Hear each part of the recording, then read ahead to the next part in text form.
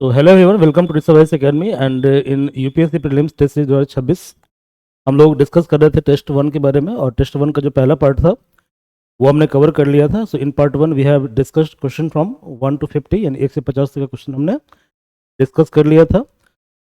तो आज का जो डिस्कशन है उसमें हम क्वेश्चन डिस्कस करेंगे, क्वेश्चन नंबर 51 to 100। ओके, और जो पहला टेस्ट था उसका टॉपिक था इंडियन पॉलिटी एंड गवर्नेंस, ये टॉपिक था। तो लेट्स स्टार्ट द डिस्कशन। तो पहला प्रश्न यहाँ पे ये है कि यहाँ पे संवैधानिक प्रोविजन दिया हुआ है और ये पूछ रहा है कि ये कौन से कंट्री से अडॉप्ट किया गया है। ठीक है, यानी in this question constitutional provision has been given and we have to eliminate the option from which country particular provision has been taken. ठीक है, तो पहला लिखा हुआ है फंडामेंटल राइट। तो फंडामेंटल राइट एक्चुअली यूएस से लिया गया है। ओके, और वहाँ पे इसको बिल ऑफ राइट्स बोलते हैं। ठीक है, तो यूएस के अंदर क्या बोलते हैं, इसको बिल ऑफ राइट्स बोलते हैं। तो ये ऑप्शन गलत है। ठीक है, ये ऑप्शन गलत है। सेकंड है directive principle of state policy. ठीक है, तो डीपीएसपी जो है इसको लिया गया आयरलैंड से, बिल्कुल राइट ऑप्शन है। तो जो आयरलैंड है इसने डीपीएसपी को लिया स्वीडन से, और आयरलैंड से किसने लिया, इंडिया ने लिया डीपीएसपी को। और डीपीएसपी इंडिया के अंदर जो है part four under article 36 to 51 के अंदर कवर होता है। डीपीएसपी का फुल फॉर्म होता है directive principle of state policy. ठीक है, तो डायरेक्टिव प्रिंसिपल का मतलब क्या होता है कि ऐसे सिद्धांत, और स्टेट पॉलिसी का मतलब होता है सरकार की नीति। तो ऐसे सिद्धांत जिससे सरकार की नीति का हिस्सा होना चाहिए, स्टेट पॉलिसी का पार्ट होना चाहिए, उस चैप्टर को हम बोलते हैं डीपीएसपी। और डीपीएसपी जो है ये नॉन जस्टिसेबल है। ठीक है, तो नॉन जस्टिसेबल का मतलब ये होता है कि यदि डीपीएसपी के अंदर लिखे गए आर्टिकल पर सरकार लॉ बनाती है, ठीक है, सरकार लॉ नहीं बनाती है, ये सरकार का चॉइस है, तो सरकार को आप फोर्स नहीं कर सकते हैं कि आपको इस पे लॉ बनाना है। अदरवाइज, ठीक है, जैसे फंडामेंटल राइट हो गया, तो फंडामेंटल राइट क्या है, जस्टिसेबल राइट है। तो जस्टिसेबल राइट वो राइट होते हैं यदि उस राइट को सरकार वायलेट करती है, तो इस केस में क्या होगा, आप जुडिशरी की अप्रोच कर सकते हैं। वैसे इसके बारे में हमने ब्रीफ में डिस्कस किया था पार्ट 1 के अंदर। ओके, तो सेकंड क्या है, directive principle of state policy. तो ये लिया गया आयरलैंड से, बिल्कुल राइट ऑप्शन है। ठीक है, residuary power with the centre. Generally क्या होता है, जो पावर ऑफ लेजिस्लेशन है उसको 3 पार्ट में हम डिवाइड करते हैं। तो पहला क्या होता है, पहला होता है यूनियन लिस्ट। यूनियन लिस्ट के अंदर जो सब्जेक्ट होते हैं उसके ऊपर लॉ बनाने का एक्सक्लूसिव अथॉरिटी पार्लियामेंट के पास होता है, हम लोग पढ़े थे इसके बारे में। स्टेट लिस्ट के अंदर जितने भी सब्जेक्ट होते हैं उस पर एक्सक्लूसिव अथॉरिटी होता है किसका, स्टेट का लॉ बनाने का। लेकिन कुछ केस में, ठीक है, पार्लियामेंट भी लॉ बना सकता है, कंकरेंट में दोनों मिलकर लॉ बनाते हैं। इन केस ऑफ कॉन्फ्लिक्ट क्या होता है, सेंटर का लॉ प्रिवेल करता है। क्लियर है। और जो तीनों लिस्ट के अंदर नहीं होता है वो सब्जेक्ट कहाँ पे होता है, रेसिडुअरी लिस्ट के अंदर होता है। क्लियर है। तो रेसिडुअरी लिस्ट जो होता है, मैं यहाँ पे लिख देता हूँ, आपको शायद सुविधा होगा बाद में। ठीक है, तो जो पावर ऑफ लेजिस्लेशन है, यानी कि लॉ बनाने का जो पावर है, आई एम सॉरी, पावर नहीं, सब्जेक्ट ऑफ लेजिस्लेशन है, सॉरी, जो सब्जेक्ट ऑफ लेजिस्लेशन है मतलब जिसके ऊपर कानून बनाया जाता है। ठीक है, जैसे डिफेंस, तो डिफेंस क्या ऐसा सब्जेक्ट है जिसके ऊपर लेजिस्लेट करने का राइट यूनियन के पास है। इंडियन रेलवे, इस पे लेजिस्लेट करने का राइट यूनियन के पास है। लेकिन पुलिस, ठीक है, तो पुलिस क्या होता है, स्टेट सब्जेक्ट होता है। एग्रीकल्चर स्टेट सब्जेक्ट होता है। इसको हम 3 पार्ट में डिवाइड करते हैं। तो एक होता है यूनियन लिस्ट, इस पर लॉ बनाने का राइट यूनियन यानी कि पार्लियामेंट को होता है। स्टेट लिस्ट, इस पर लेजिस्लेट करने का राइट स्टेट लेजिस्लेचर को होता है, यानी कि विधानसभा और Vidhan Parishad in some situation where bicameralism exist. Clear है। और कंकरेंट लिस्ट पर दोनों मिलकर लॉ बनाते हैं, और जब दोनों में कॉन्फ्लिक्ट होगा तो इस केस में क्या होगा, सेंटर का लॉ प्रिवेल करेगा। ऑलरेडी हम इसके बारे में पार्ट 1 में डिस्कस कर चुके हैं। यहाँ सेंटर स्टेट दोनों मिलकर लॉ बनाएंगे। लेकिन जो सब्जेक्ट तीनों के अंदर नहीं है वो क्या होगा, रेसिडुअरी लिस्ट होगा। तो रेसिडुअरी लिस्ट पे लेजिस्लेट करने का जो पावर है इंडिया के अंदर, वो है किसके पास, वो है इंडिया में पार्लियामेंट के पास। क्लियर है, पार्लियामेंट के पास। यूएस में रेसिडुअरी लिस्ट जो होता है वो कहाँ पे होता है, स्टेट के पास होता है। ठीक है, और इवन जो गवर्नमेंट ऑफ इंडिया एक्ट 1935 आया था उसके अंदर ये बोला गया था कि रेसिडुअरी पावर जो है वो स्टेट के पास होना चाहिए, जो कि जो ट्रू फेडरल स्टेट होता है। क्लियर है, वहाँ पे रेसिडुअरी पावर स्टेट के पास होता है।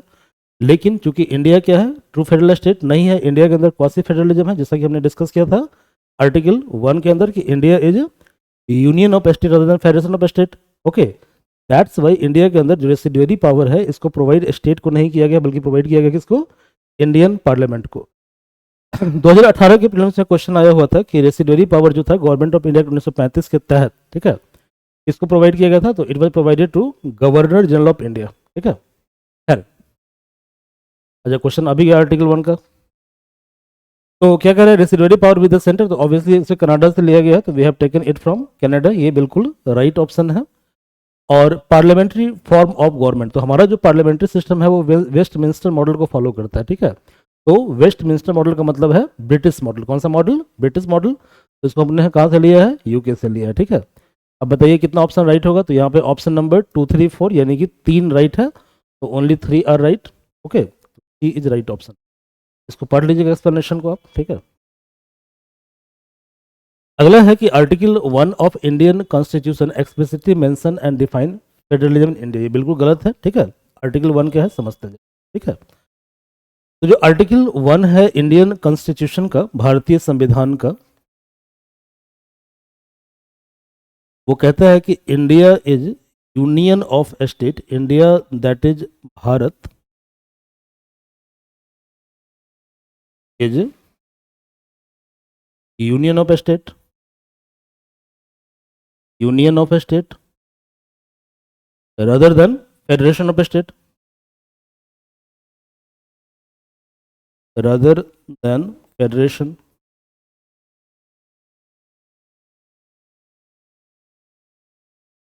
फेडरेशन। क्लियर है, तो इंडिया क्या है, यूनियन ऑफ स्टेट है, फेडरेशन नहीं है। ठीक है, इसके अलावा कॉन्स्टिट्यूशन में कहीं भी फेडरेशन वर्ड को यूज नहीं किया गया है। ठीक है, तो इंडिया प्रेफर करता है क्या, तो इंडिया यूनियन है स्टेट का, ना कि फेडरेशन है स्टेट का। ठीक है, फेडरेशन है स्टेट का। तो जो पहला स्टेटमेंट है, आई एम सॉरी, कि article 1 of Indian constitution explicitly mention and define federalism in India, बिल्कुल इनकरेक्ट ऑप्शन है, तो ये ऑप्शन गलत है। ठीक है, ये ऑप्शन क्या है, गलत ऑप्शन है। तो पहला ऑप्शन हो गया गलत ऑप्शन। ठीक है, पहला ऑप्शन गलत ऑप्शन है। ठीक है, पहला ऑप्शन गलत ऑप्शन है। सेकंड है कि supreme court in SR Bommai case, SR Bommai case हुआ था 1994 में, सेंट्रल स्टेट के बीच में ये केस। ओके, प्रेसिडेंट रूल को लेकर ये बहुत ही फेमस केस है एसआर बोमई केस। तो एसआर बोमई केस में सेंटर ने क्या किया था कि आरएसएस संस्था जो है उसके ऊपर बैन लगाया था कुछ स्टेट के अंदर। ओके, और वहाँ पर उन्होंने हवाला ये दिया था कि इस तरह की संस्था है आरएसएस, बजरंग दल वगैरह। ठीक है, तो उनको ये मतलब निर्देश दिया गया था कि सेकुलरिज्म जो है वो basic feature of constitution. Okay, यहाँ पे बोला गया था, ये राइट है, ये बिल्कुल राइट ऑप्शन है। Committed judiciary is feature of Indian federalism, ऐसा आप कह सकते हैं, इसलिए कह सकते हैं क्योंकि जुडिशरी क्या करता है कि सेंट्रल स्टेट के बीच में पावर को बैलेंस करने की कोशिश करता है। ठीक है, यानी कि जब स्टेट का अथॉरिटी अंडरमाइन होता है पार्लियामेंट के द्वारा, यानी कि प्रेसिडेंट को जब मिसयूज किया जाता है, या कई सिचुएशन में सेंटर के पास क्या पावर ज़्यादा है, तो इस केस में जो फेडरल करेक्टर स्टेट का होता है उसको प्रोटेक्ट किया जाता है जुडिशरी के द्वारा। तो इन कारणों से आप कह सकते हैं कि committed judiciary is feature of Indian federalism, that's why 2 and 3 are right. तो इसका राइट आंसर क्या होगा, राइट आंसर होगा ऑप्शन नंबर बी। ओके, चलिए आगे देखिए, ये पढ़ लीजिएगा एक्सप्लेनेशन आप। थर्ड क्वेश्चन है कि यहाँ पे कुछ स्टेटमेंट दिया हुआ है with reference to theory of basic structure of constitution को समझते हैं पहले, जरा पहले। ठीक है, बेसिक स्ट्रक्चर ऑफ कॉन्स्टिट्यूशन को समझते हैं। ठीक है, 1973 में एक बहुत ही फेमस केस हुआ था, इस केस का नाम है केशवानंदा भारती जजमेंट।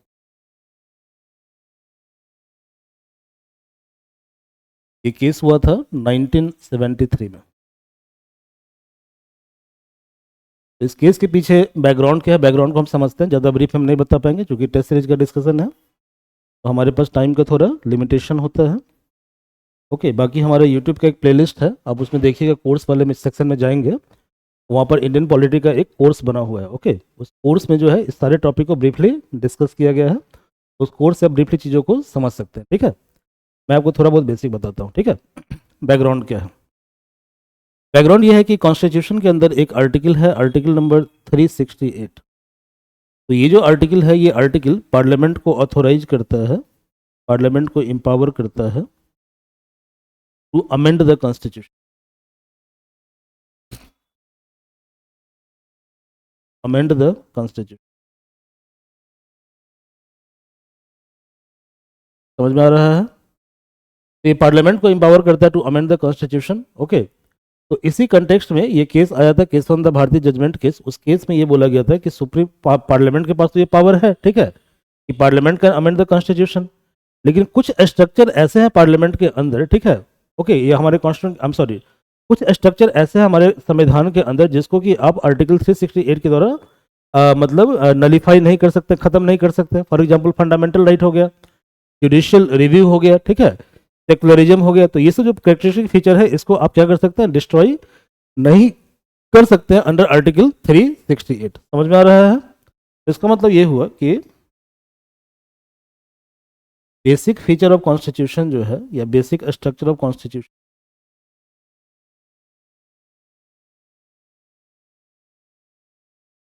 कॉन्स्टिट्यूशन, इसके ऊपर क्या होता है, आर्टिकल 368 लागू नहीं होता है। लेकिन सुप्रीम कोर्ट ने ये डिक्लेयर नहीं किया कि actually what are the element of basic structure constitution. जो बेसिक स्ट्रक्चर कॉन्स्टिट्यूशन फिलॉसफी है, ये इवॉल्विंग फिलॉसफी। इसका मतलब ये हुआ कि जैसे जैसे नए नए जजमेंट आते हैं, नए तरह के सिचुएशन आते हैं, वैसे वैसे क्या होता है कि जो बेसिक फीचर ऑफ कॉन्स्टिट्यूशन है, ये अपने आप को क्या करता है, इवॉल्व करता है। यानी कि सुप्रीम कोर्ट इसके बारे में तय करता है, और सुप्रीम कोर्ट का जो वेरियस जजमेंट है, इससे ये डिसाइड होता है। तो basic structure was actually not the part of original constitution, ठीक है, ओरिजिनल कॉन्स्टिट्यूशन का पार्ट ये नहीं है। चलिए ऑप्शन को पढ़ते हैं जरा हम।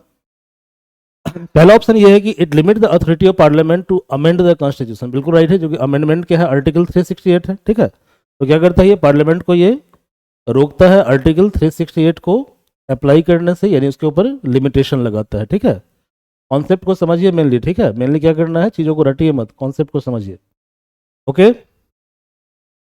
Judiciary has final authority to decide if an amendment violate the basic structure. मैंने क्या बताया कि जुडिशरी इसके बारे में डिसाइड करता है कि which particular section are part of constitution और नॉट। और वैसे भी जुडिशरी को बोला जाता है, सुप्रीम कोर्ट को बोला जाता है कि he is final interpreter of constitution. समझ में आ रहा है, ठीक है। तो यानी कि कहीं भी जो कॉन्स्टिट्यूशन के प्रोविजन को लेकर वेगनेस होता है, क्लैरिटी नहीं होता है, तो वहां पर क्या होता है, उसको फाइनली कौन एक्सप्लेन करता है, सुप्रीम कोर्ट। ओके, क्लियर है। तो इसीलिए आप कह सकते हो कि बेसिक फीचर के बारे में फाइनली कौन डिसाइड करता है, कोर्ट डिसाइड करता है। It applies to all the amendment since the coming into force of constitution. बिल्कुल गलत है, समझिए जरा इस चीज को, ठीक है। अब ये भी कॉन्सेप्ट हम समझते हैं। हमारा जो संविधान है वो एक्चुअली फोर्स में, इसमें एक और कॉन्सेप्ट है, और वो कॉन्सेप्ट है concept of 9th schedule. 9th schedule ये क्या होता है, समझिए जरा इस चीज को। 9th शेड्यूल एक्चुअली हमारा जो संविधान है, कॉन्स्टिट्यूशन है, उसके अंदर ओरिजिनली 8 शेड्यूल था, बट बाद में फर्दर 4 शेड्यूल को ऐड किया गया। तो अब जो नंबर ऑफ शेड्यूल है टोटल 12 है, ठीक है, और समझ में। जिसमें 9th शेड्यूल जो है वो है law immune from judicial review, ठीक है, law immune from judicial review.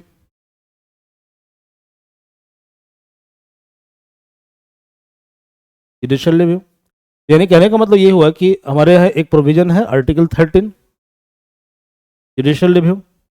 ये कहता है कि यदि कोई भी लॉ फंडामेंटल राइट को वायलेट करता है,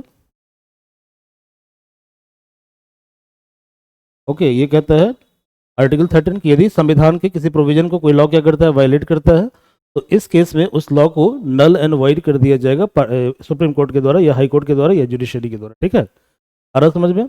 और जो पावर ऑफ जुडिशियल रिव्यू है एक्चुअली 2 कोर्ट के पास है, सुप्रीम कोर्ट और हाई कोर्ट के पास है, आ रहा समझ में। बट यदि कोई भी लॉ 9th शेड्यूल के अंदर चला गया, तो भले ही वो लॉ मतलब क्या कहते हैं, वायलेट कर रहा है प्रोविजन ऑफ कॉन्स्टिट्यूशन को, वायलेट कर रहा है फंडामेंटल राइट को, बट उस लॉ को आप चैलेंज नहीं कर सकते, क्योंकि वो लॉ क्या है, पार्ट ऑफ 9th शेड्यूल है, ठीक है, क्लियर है। जैसे फॉर एग्जाम्पल साउथ में एक गवर्नमेंट था, उसने क्या किया था कि रिजर्वेशन को जो है मतलब मोर देन 50% करने के लिए उसको डाल दिया था 9th शेड्यूल के अंदर, ठीक है। तो सुप्रीम कोर्ट का ये जजमेंट है कि रिजर्वेशन का लिमिट मैक्सिमम 50% होना चाहिए। यानी कि यदि कोई स्टेट यदि रिजर्वेशन लेकर आता है और उसका रिजर्वेशन, सॉरी, वो सुप्रीम कोर्ट का जो रिजर्वेशन का बेंचमार्क है 50% उसको वायलेट करता है, तो इस केस में उस लॉ को नल एंड वाइड डिक्लेयर करना चाहिए कोर्ट के द्वारा। लेकिन चूंकि उस लॉ को डाल दिया गया था 9th शेड्यूल के अंदर, साउदर्न स्टेट के अंदर, आ रहा समझ में, तो इन कारणों से that law is immune to judicial review, ठीक है।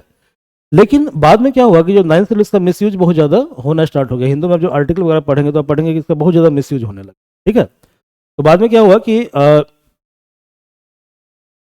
एक काफी फेमस केस है कोयलो केस। कोयलो केस, तो कोयलो केस में ये बोला गया है कि केशवानंदा भारती जजमेंट के बाद, कब केशवानंदा भारती जजमेंट, ये सर 24 अप्रैल 1973 को हुआ था। तो इस जजमेंट के बाद जितने भी लॉ डाले गए हैं कहाँ पे, 9th शेड्यूल के अंदर, 9th शेड्यूल के अंदर, ओके, दे आर नॉट, ठीक है, इम्यून फ्रॉम जुडिशियल रिव्यू, यानी कि उसको आप जुडिशियल रिव्यू से इम्यून नहीं कर सकते हैं, यानी they are subject judicial review. तो 24 अप्रैल 1973 के पहले जितने भी लॉ हैं, ठीक है, उसके ऊपर क्या होगा, जुडिशियल रिव्यू लागू नहीं होगा। तो कोई भी लॉ जो 24 अप्रैल 1973 जो day of judgement of Keshavananda Bharati case है, ठीक है, उस लॉ, उस डेट के पहले जितने भी केस को डाला गया है कहाँ पे, 9th शेड्यूल के अंदर, तो they are immune from judicial review. But कोई भी केस जो 24 अप्रैल 1973 के बाद कहाँ पे 9th शेड्यूल के अंदर डाला गया है, तो they are subject to judicial review. समझ में आ रहा है? तो उस लॉ को, जुडिशियल रिव्यू का मतलब ये होता है कि लॉ को नल एंड वाइड डिक्लेयर कर दिया जाएगा कोर्ट के द्वारा, ठीक है। और इम्यून का मतलब क्या होता है, नल एंड वाइड नहीं किया जाएगा। अब हमारा संविधान फोर्स में कब आया, 26 जनवरी 1950 को। अब पढ़िए ऑप्शन को, आंसर मिल जाएगा आपको। You will get the answer. It applied to all the amendment since the coming into force of constitution. तो हमारा कॉन्स्टिट्यूशन फोर्स में कब आया, फोर्स में आया 26 जनवरी 1950 को। क्लियर है? तो इसका मतलब तीसरा स्टेटमेंट क्या है, बिल्कुल गलत है, ठीक है, बिल्कुल गलत है। तो पहला स्टेटमेंट राइट है, सेकंड राइट है, तो ओनली 2 आर राइट, ठीक है, ओनली 2 आर राइट। एक्सप्लेनेशन आप पढ़ लीजिएगा, we will provide you the PDF. Waman Rao case के अंदर भी बोला गया था, दोनों केस में बोला गया था। यहाँ पर लेजिस्लेटिव काउंसिल के बारे में कुछ लिखा हुआ है, ठीक है। लेजिस्लेटिव काउंसिल ऑफ स्टेट जो है वो पार्टिसिपेट करता है in the election of president of India and the representative of state in Rajya Sabha. ये बिल्कुल राइट है, ठीक है, ये बिल्कुल रॉन्ग है। क्यों क्यों रॉन्ग है, ठीक है, क्योंकि लेजिस्लेटिव काउंसिल जो होता है, समझिए इस चीज को, ठीक है, जो स्टेट लेजिस्लेचर है, यानी कि स्टेट स्तर पर जो विधायिका है,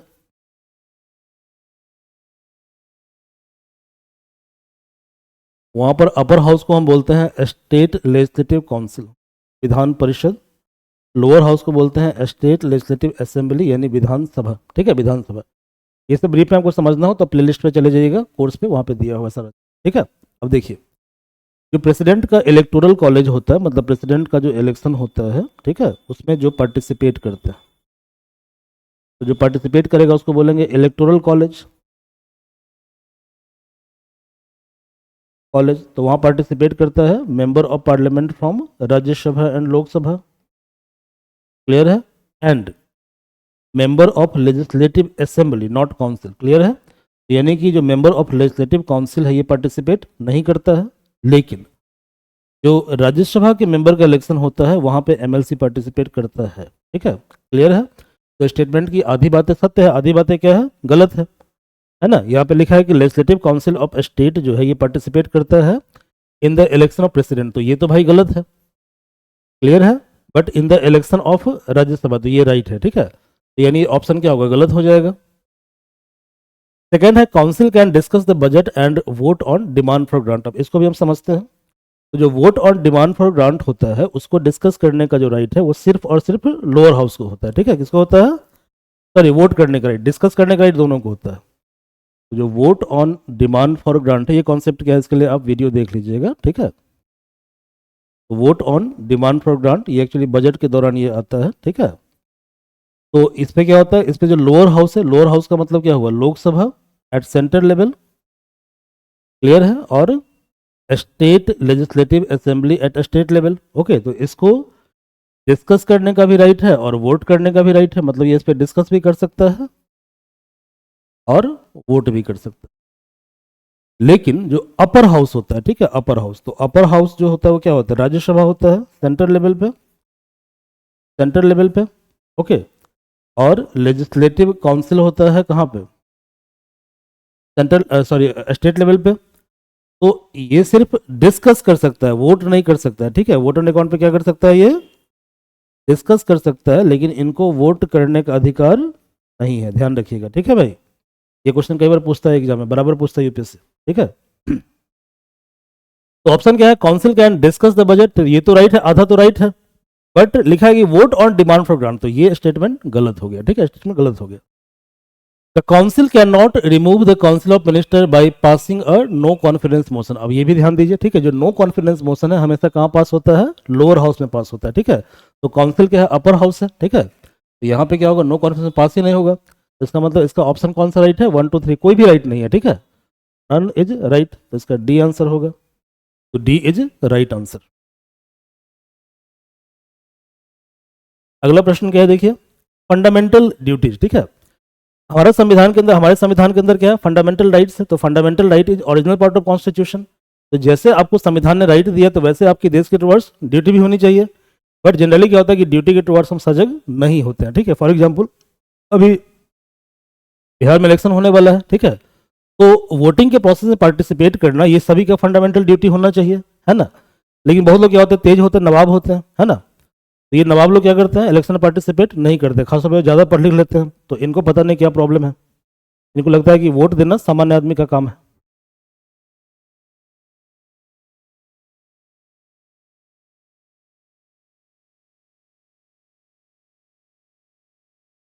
ओके,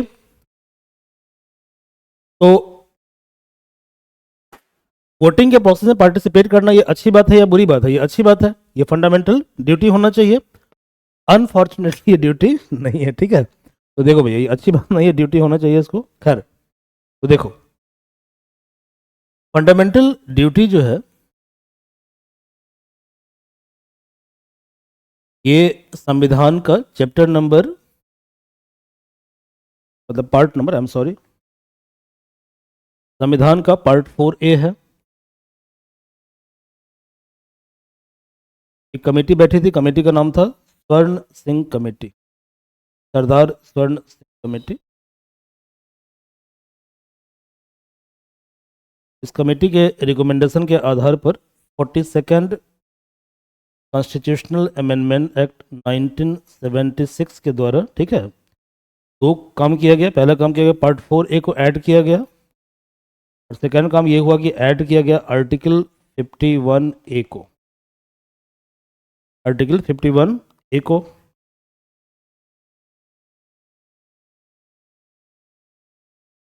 क्लियर है, आर्टिकल 51A, ठीक है। तो स्वर्ण सिंह कमेटी के रिकमेंडेशन के आधार पर तो ओरिजिनली 10 फंडामेंटल ड्यूटीज थे, और 11th फंडामेंटल ड्यूटी यानी कि बच्चों को 6 से 14 साल के बच्चों को फ्री ऑफ कॉस्ट एजुकेट करना है, ये 86th अमेंडमेंट एक्ट 2002 के द्वारा ऐड किया गया, ठीक है। अब पढ़िए ऑप्शन को, fundamental duty were added to Indian constitution on the recommendation of which committee, कौन सा कमेटी होगा, स्वर्ण सिंह कमेटी होगा, कौन सा कमेटी, स्वर्ण सिंह कमेटी। यहाँ पे स्टेटमेंट दिया है रिगार्डिंग कॉन्स्टिट्यूशनल अमेंडमेंट बिल, अब समझिए इस चीज को, ठीक है, इसमें थोड़ा सा लॉजिक है, ठीक है, लॉजिक को समझिए जरा, ठीक है।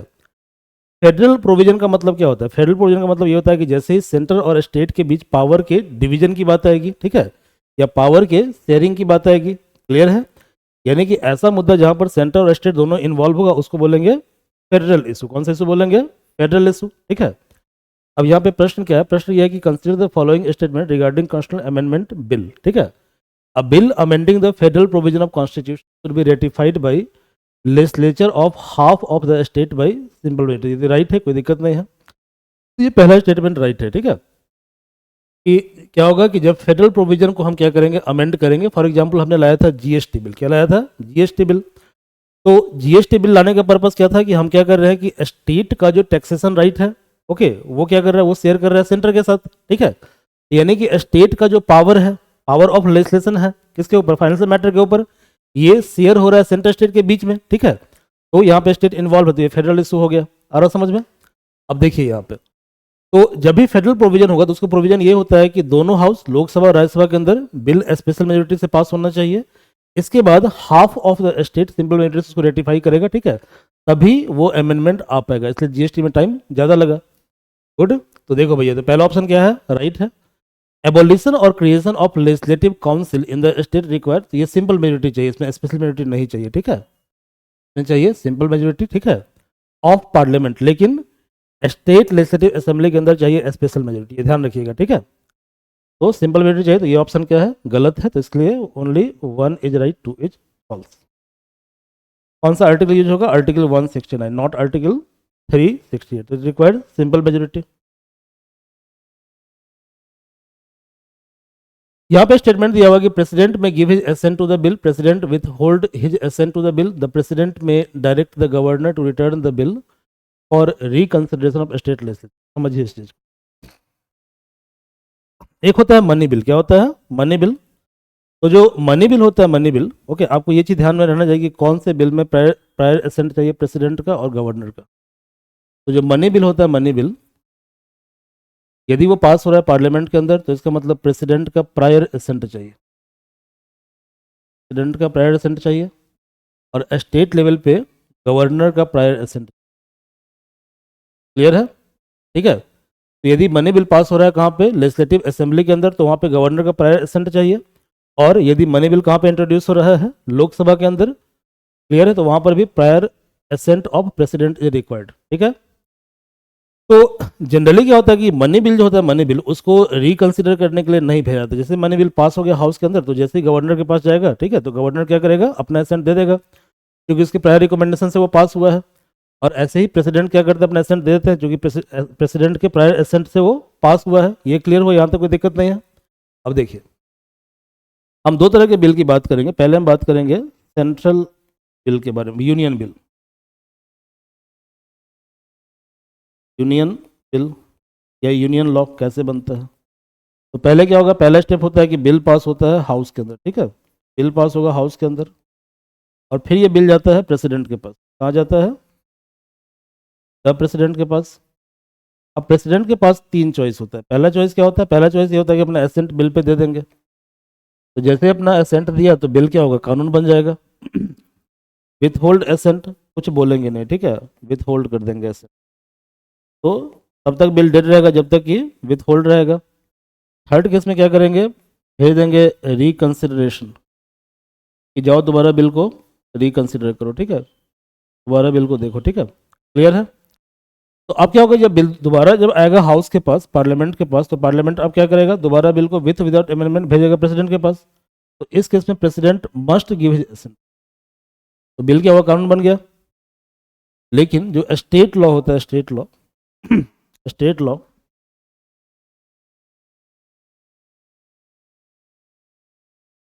जब हाउस से पास होने के बाद बिल गया गवर्नर के पास, तो गवर्नर के पास चार ऑप्शन अब है। कितना ऑप्शन है, चार ऑप्शन है। तो पहला ऑप्शन क्या है, वो एसेंट अपना दे देगा। तो एसेंट उन्होंने दे दिया, तो बिल क्या हुआ, एक्ट बन गया। Withhold the assent, assent को क्या करेंगे, वो विथ होल्ड कर देंगे, तो बिल क्या हुआ, स्टे हो गया बिल के ऊपर। थर्ड केस में क्या करेंगे, विथ होल्ड नहीं करेंगे, बल्कि उसको भेज देंगे reconsideration of house, reconsideration of house.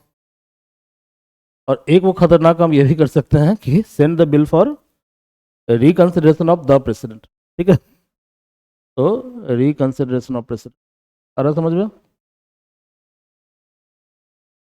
समझिए जरा यहाँ खेल क्या है। Consideration of president, I am sorry, ठीक है, नॉट रिकंसिडरेशन। वो ट्रांसफर कर देंगे बिल को कहाँ पे, प्रेसिडेंट के पास।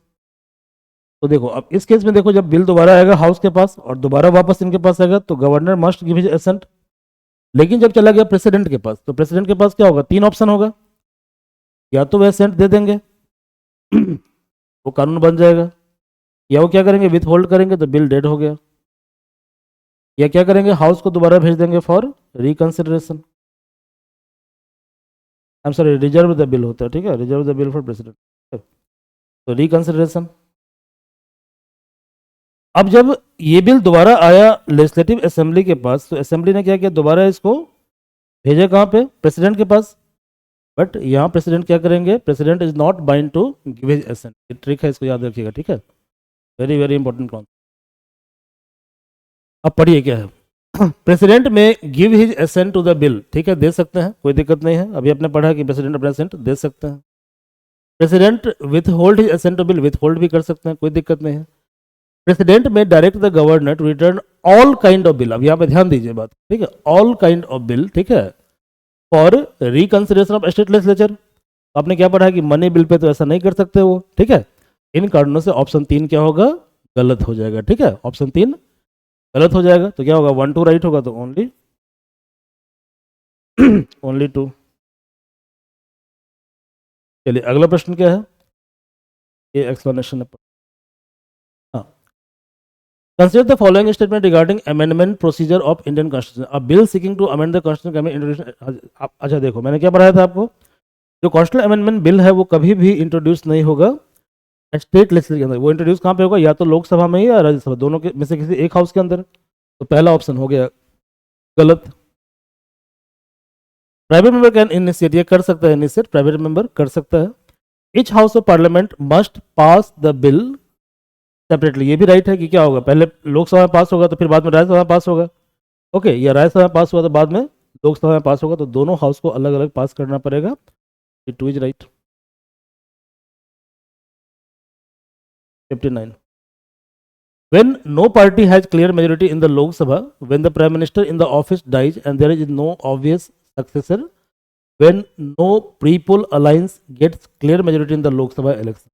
तो कह रहा है कि इन तीनों में से किस किस सिचुएशन में पीएम के सिलेक्शन में प्रेसिडेंट डिस्क्रिशनरी पावर को यूज कर सकता है, तीनों सिचुएशन में यूज कर सकता है, ठीक है। तो तीनों सिचुएशन में प्रेसिडेंट अपने डिस्क्रिशनरी पावर को यूज कर सकते हैं। अगला प्रश्न क्या है, देखिए अगला प्रश्न क्या है, स्टेटमेंट रिगार्डिंग चार्टर एक्ट 1833, पहले इसके बारे में पढ़ लेते हैं थोड़ा सा, ठीक है, क्या है ये। देखो चार्टर एक्ट जो था that was final step towards centralisation of British India, ठीक है, ब्रिटिश इंडिया। तो जो गवर्नर जनरल बंगाल है इसका नाम अब चेंज हो गया, now they became governor general of India, और जो पहले गवर्नर जनरल इंडिया के उनका नाम है विलियम बेंटिक, ठीक है। इसके अलावा ended commercial function of East India company, तो ईस्ट इंडिया कंपनी अब सिर्फ एडमिनिस्ट्रेटिव बॉडी है, कमर्शियल फंक्शन अब ये नहीं करेगा, ठीक है। जो सेंट्रल लेजिस्लेचर है वो क्रिएट किया गया, मतलब कि एक पार्लियामेंट क्रिएट किया गया सेंट्रल लेवल पे, और स्टेट लेजिस्लेचर दो जगह पे था, उसको एबॉलिश कर दिया गया, बॉम्बे और मद्रास का, ठीक है। इसके अलावा foundation for civil services open exam, मतलब कोशिश की गई कि सिविल सर्विस का एग्जाम ओपन एग्जाम हो, ठीक है, मतलब कि सभी के लिए अलाउड हो, इंडियंस भी अलाउड हो। बट अल्टीमेटली ये प्रयास शुरू कब हुआ, 1853 में, मैकाले रिपोर्ट के आधार पे, मैकाले रिपोर्ट, ओके। इसके अलावा इन्होंने रिकमेंड किया कि लॉ का कोडिफिकेशन होना चाहिए, तो पहला लॉ कमीशन 1834 में आया अंडर मैकाले, ओके। इसको मैकाले, तो मैकाले ने अच्छा काम किया कि इन्होंने स्लेवरी को एड्रेस किया, इसलिए उनको काफ़ी प्रेज किया जाता है। अब जरा ऑप्शन को पढ़ लें आप। It deprive the legislative power of governor of Bombay and Madras, तो बिल्कुल राइट है, आपने क्या पढ़ा कि इसका लेजिस्लेटिव पावर खत्म कर दिया गया। It ended both the commercial and administrative function, बिल्कुल गलत है, ठीक है, सिर्फ कमर्शियल फंक्शन को एंड किया गया, only commercial function was ended, administrative function was not ended, तो ये ऑप्शन हो गया गलत। It introduced for the first time local representation in Indian legislative council, ऐसा नहीं हुआ था, ठीक है, ये भी गलत है, तो ओनली 1 इज। अगला प्रश्न क्या है, देखिए सिटीजनशिप के बारे में है कि सिटीजनशिप कैसे हम एक्वायर कर सकते हैं, उसको लेकर यहाँ पे कुछ यहाँ पे ऑप्शन दिया। पहला कि currently a person born outside India automatically become Indian citizen by descent if one of parent is Indian, ये गलत है, ठीक है। इसमें क्या होता है कि मान लीजिए कि आपके वन ऑफ द पेरेंट जो है, ठीक है, वो इंडियन है और आपका जन्म बाहर हुआ है, तो एक निश्चित टाइम के अंदर जो है क्या होता है कि जो इंडियन कॉन्सुलेट है वहाँ पे अपने जन्म को रजिस्टर करवाना पड़ता है, ओके, अदरवाइज ऑटोमेटिकली आप मेंबर नहीं बनेंगे, विदाउट काउंसलर को कंसल्ट किए बिना मेंबर आप नहीं बन सकते। A person applying for citizenship by naturalization should have adequate knowledge of any of language spoken in India, ये गलत है, ठीक है। पर्सन जिसको नेशनलाइजेशन लेना है उसको संविधान की जो 8वीं अनुसूची है 8th शेड्यूल, उसके अंदर 22 लैंग्वेज है, तो 22 में किसी भी एक लैंग्वेज की जानकारी होना अनिवार्य है, ठीक है। किसी पॉपुलर लैंग्वेज का जानकारी होना अनिवार्य नहीं है, जैसे बिहार में भोजपुरी गाना खूब चलता है ना जी, का हो का हलवा, है ना, है कि ना, बताबा, तो ऐसा तो है, लेकिन भोजपुरी के 8th शेड्यूल के अंदर आता है, नहीं आता है, यहाँ पे मैथिली आता है, की हाल है, ठीक है ना। तो यदि मैथिली की जानकारी है तो क्या होगा, आपको नेशनल सिटीजनशिप मिल जाएगा, लेकिन भोजपुरी की जानकारी है तो आपको नहीं मिलेगा, क्योंकि Bhojpuri is not part of 8th schedule, ठीक है, but Maithili is part of 8th schedule, good. यहाँ पे लिखा हुआ है, देखिए क्या लिखा हुआ है।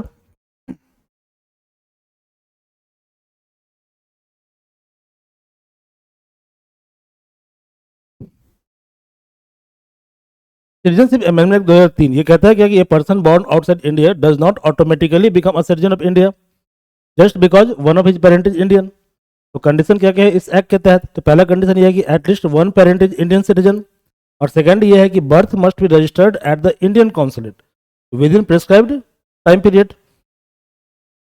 और इसके अलावा सिटीजनशिप एक्ट ये भी कहता है कि knowledge of language listed in 8th schedule is required for naturalisation. तो ये तो लैंग्वेज है 8th शेड्यूल के अंदर। ओके, ये यूपीएससी लविंग टॉपिक है, कई बार यूपीएससी पूछ देता है इससे क्वेश्चन। तो देखो यहाँ लिखा ना मैथिली, एक्चुअली हम लोग मैथिली बोलते हैं ना, ठीक है, तो इसलिए थोड़ी बहुत जानकारी है हमारी मैथिली की, ठीक है। चलिए, good. The power to specify that a person of foreign territory shall be the citizen of India when a foreign territory become part of India is vested in। ये पावर पार्लियामेंट के पास है। मान लीजिए कोई फॉरेन टेरिटोरी है, जैसे कि operation विजय जब इंडिया के अंदर हुआ था तो गोवा दमन दीव को इंडिया ने एक्वायर किया था पुर्तगाल से। किसे किया था एक्वायर? पुर्तगाल से 1961 में, ठीक है। तो अब क्वेश्चन यहाँ पे ये आता है कि जो गोवा दमन दीव है उसके सिटीजन इंडिया के होंगे या क्या कहते हैं पुर्तगाल के होंगे, ये कौन डिसाइड करेगा? तो इसको लेकर लॉ बनाने का राइट पार्लियामेंट के पास है, पार्लियामेंट को ऑथोराइज किया गया है, ठीक है। Okay, under article 11। कौन सा आर्टिकल? आर्टिकल 11। तो जब किसी फॉरेन टेरिटोरी को इंडिया का पार्ट बनाया जाता है तो power to decide the people of territory shall become citizen of India और not it lies with the parliament. किस पास ये पावर है? पार्लियामेंट के पास है, ठीक है, ये पावर पार्लियामेंट के पास है। ओके, तो पार्लियामेंट ने इसके लिए कानून बनाया, कानून का नाम था सिटीजनशिप अमेंडमेंट एक्ट 1955। बाद में ये एक्ट बार बार अमेंड होते रहता है, रिसेंट अमेंडमेंट 2019 में हुआ था, मतलब major amendment. Pitt's India act 1784, इसके बारे में कौन सा स्टेटमेंट राइट है? ठीक है, तो देखिए समझिए इस चीज को। 1600 में ईस्ट इंडिया कंपनी आता है इंडिया के अंदर, और ये ईस्ट इंडिया कंपनी एस्टेब्लिश किया जाता है इंडिया के अंदर। डीप में वीडियो आप देख लीजिएगा प्ले लिस्ट का। 1773 में रेगुलेटिंग एक्ट आता है, और रेगुलेटिंग एक्ट के तहत ईस्ट इंडिया कंपनी का अब रेगुलेशन होगा। क्लियर है? यानी कि 1600 से लेकर 1773 तक ईस्ट इंडिया कंपनी क्या है? ऑटोनोमस बॉडी है, विदाउट रेगुलेशन फुल फ्लेज में काम कर रहा है, ठीक है। लेकिन अब इसके ऊपर रेगुलेशन होगा। लेकिन दिक्कत क्या है? दिक्कत यह है कि ये जो ईस्ट इंडिया कंपनी है इसके पास कमर्शियल पावर भी है और इसके पास एडमिनिस्ट्रेटिव पावर भी है। तो जब भी पावर का कॉन्सेंट्रेशन होगा तो क्या होगा? करप्शन बढ़ेगा, ठीक है। करप्शन क्या होगा? बढ़ेगा। इसलिए सेंट्रलाइजेशन कभी भी अच्छी बात नहीं है, ठीक है। आपके सिलेबस में लिखा हुआ है गवर्नेंस, पॉलिटी एंड गवर्नेंस। तो गवर्नेंस क्या है? पावर का डिसेंट्रलाइजेशन है, ठीक है। आप विमेन को रिजर्वेशन प्रोवाइड कर रहे हो पंचायती राज के अंदर, क्या है ये? पावर का डिसेंट्रलाइजेशन है। मीडिया ग्रुप क्या है? पावर का डिसेंट्रलाइजेशन है। सोशल मीडिया क्या है? पावर का डिसेंट्रलाइजेशन है। क्लियर है? ठीक है। तो पावर का डिसेंट्रलाइजेशन होना बहुत ज़्यादा जरूरी है। जब तक पावर क्या होगा? लोगों के हाथ में नहीं आएगा तब तक हम डेवलपमेंट का जो मॉडल है, इंक्लूसिविटी का जो मॉडल है कि हम इंक्लूसिव डेवलपमेंट करेंगे, ठीक है, ये पॉसिबल नहीं हो पाएगा, ठीक है। अब यहाँ पे क्या है कि एक ही बॉडी के पास दोनों पावर है, कमर्शियल पावर और एडमिनिस्ट्रेटिव पावर, तो ये करप्ट हो गया बहुत ज़्यादा, ठीक है।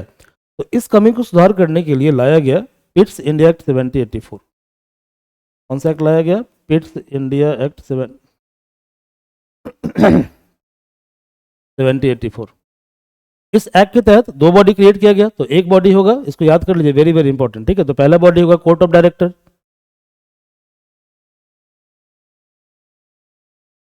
Court of director.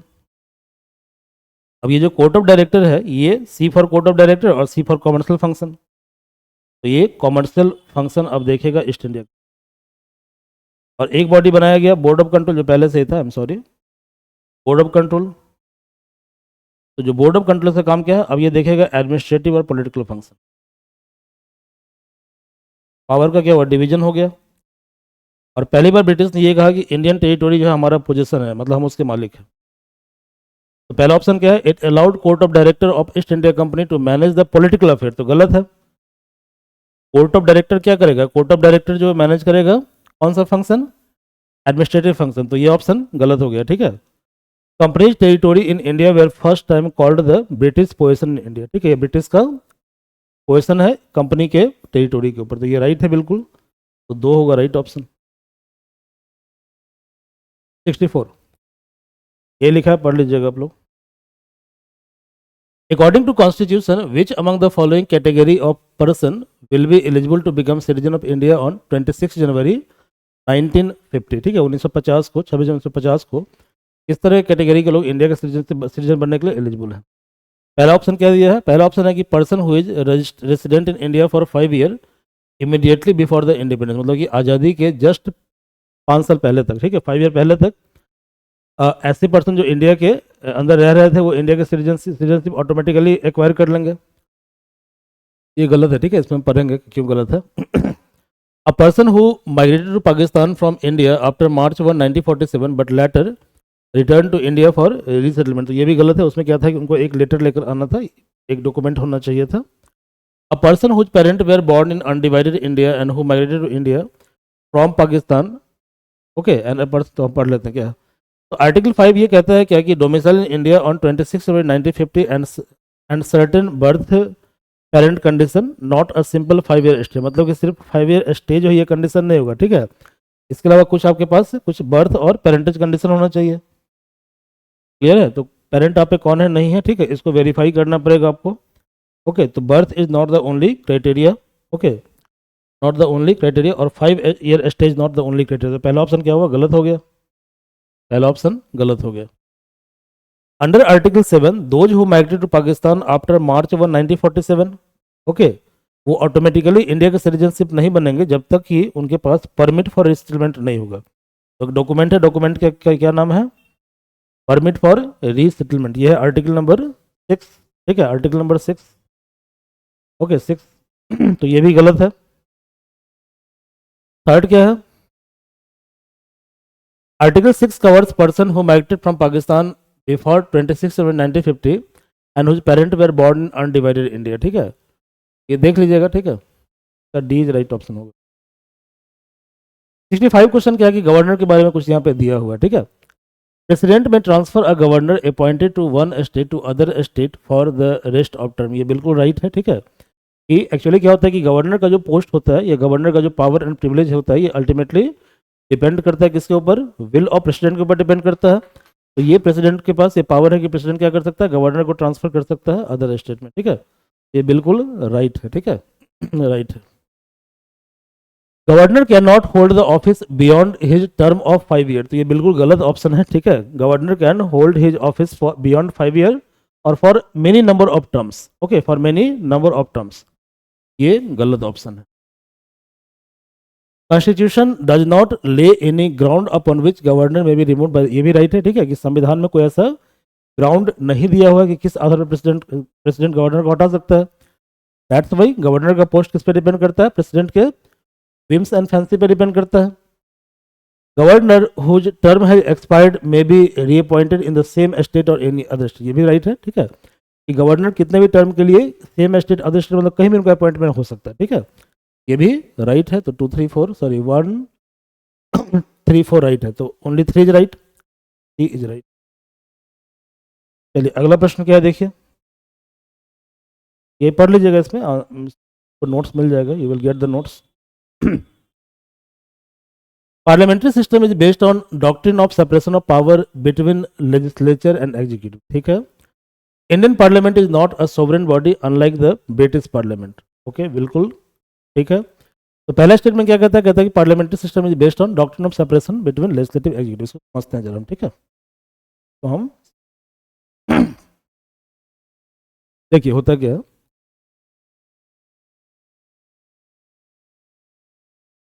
मॉन्टेस्क्यू ने एक थ्योरी दिया था सेपरेशन ऑफ पावर थ्योरी, ठीक है, कौन सा थ्योरी दिया था, सेपरेशन ऑफ पावर थ्योरी। तो सेपरेशन ऑफ पावर थ्योरी ये कहता है, पहले पुराने जमाने में राजा हुआ करते थे, ठीक है, तो राजा के पास क्या था, फ्यूजन ऑफ पावर होता था, राजा या कबीला का हेड, उसने जो बोल दिया वही हो गया लॉ, तो लेजिस्लेटिव पावर था उसके पास, उसने जो बोल दिया वही चीज़ इम्प्लीमेंट होगा, तो उसके पास एग्जीक्यूटिव पावर था, और जो उसने बोल दिया वही न्याय हो गया, ठीक है, तो उसके पास जुडिशियल पावर भी था।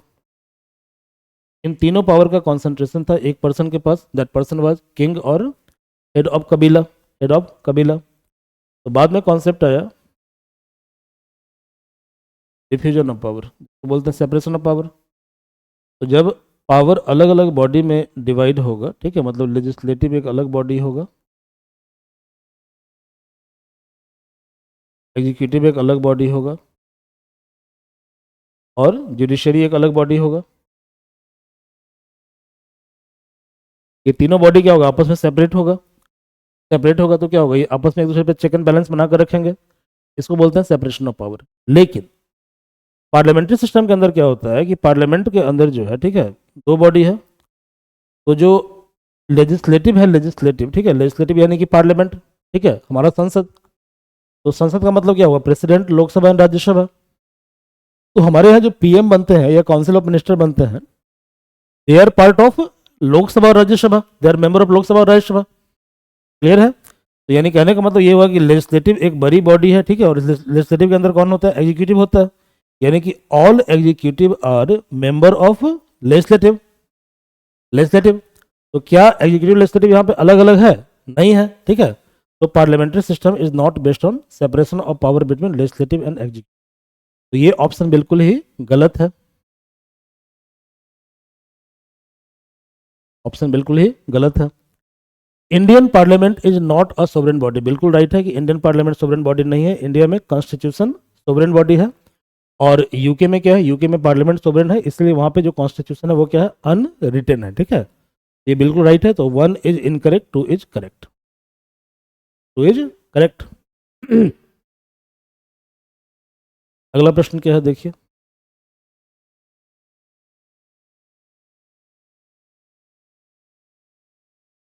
इसमें से कौन सा प्रिंसिपल है जो बेस्ड है गांधीयन आइडियोलॉजी के ऊपर, ठीक है। पहले पढ़ते हैं कि गांधी जी का जो डीपीएसपी का आइडिया वो क्या था। तो डीपीएसपी को हम तीन पार्ट में डिवाइड करते हैं, गांधीयन आइडियोलॉजी, ठीक है, सोशियो इकोनॉमिक प्रिंसिपल, ओके, या सोशलिस्ट प्रिंसिपल, और थर्ड है लिबरल इंटेलेक्चुअल प्रिंसिपल। इस तीन पार्ट में हम डिवाइड करते हैं। तो गांधी जी का जो आइडिया है वो ये सब है। गांधी जी बात करते थे विलेज सेल्फ गवर्नेंस, मतलब ग्राम स्वराज की बात करते थे। गांधी जी बात करते थे cottage and small scale industry की बात करते थे। गांधी जी बात करते थे upliftment of weaker section. Gandhi ji बात करते थे health nutrition, prohibition of intoxicating drink, दारू वारू ना पीना है, ठीक है। तो बिहार में देखिए क्या है, शराब बैन है, तो इसका मतलब क्या हुआ, वैसे शराब मिलता भी है, ठीक है भाई, ओके, लेकिन शराब बैन है एक तरह से। बिहार में लीगली क्या है, शराब बैन है, इलीगली मिल जाता है कहीं से, बगल में नेपाल हमारा है ना।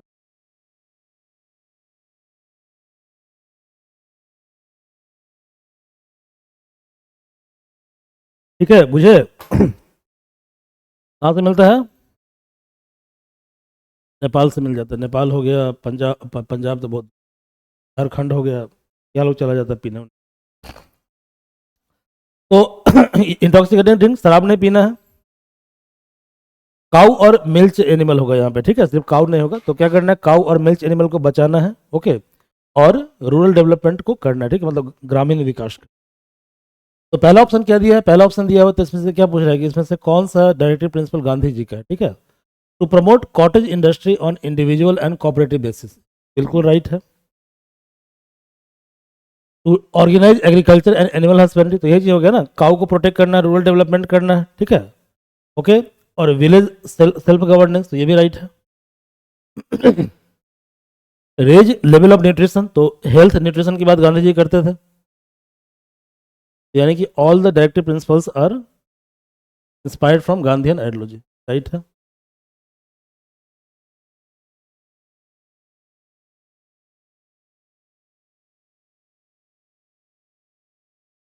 Which of the following is implication of Council of Minister being collectively responsible to लोक सभा इन इंडिया, ठीक है।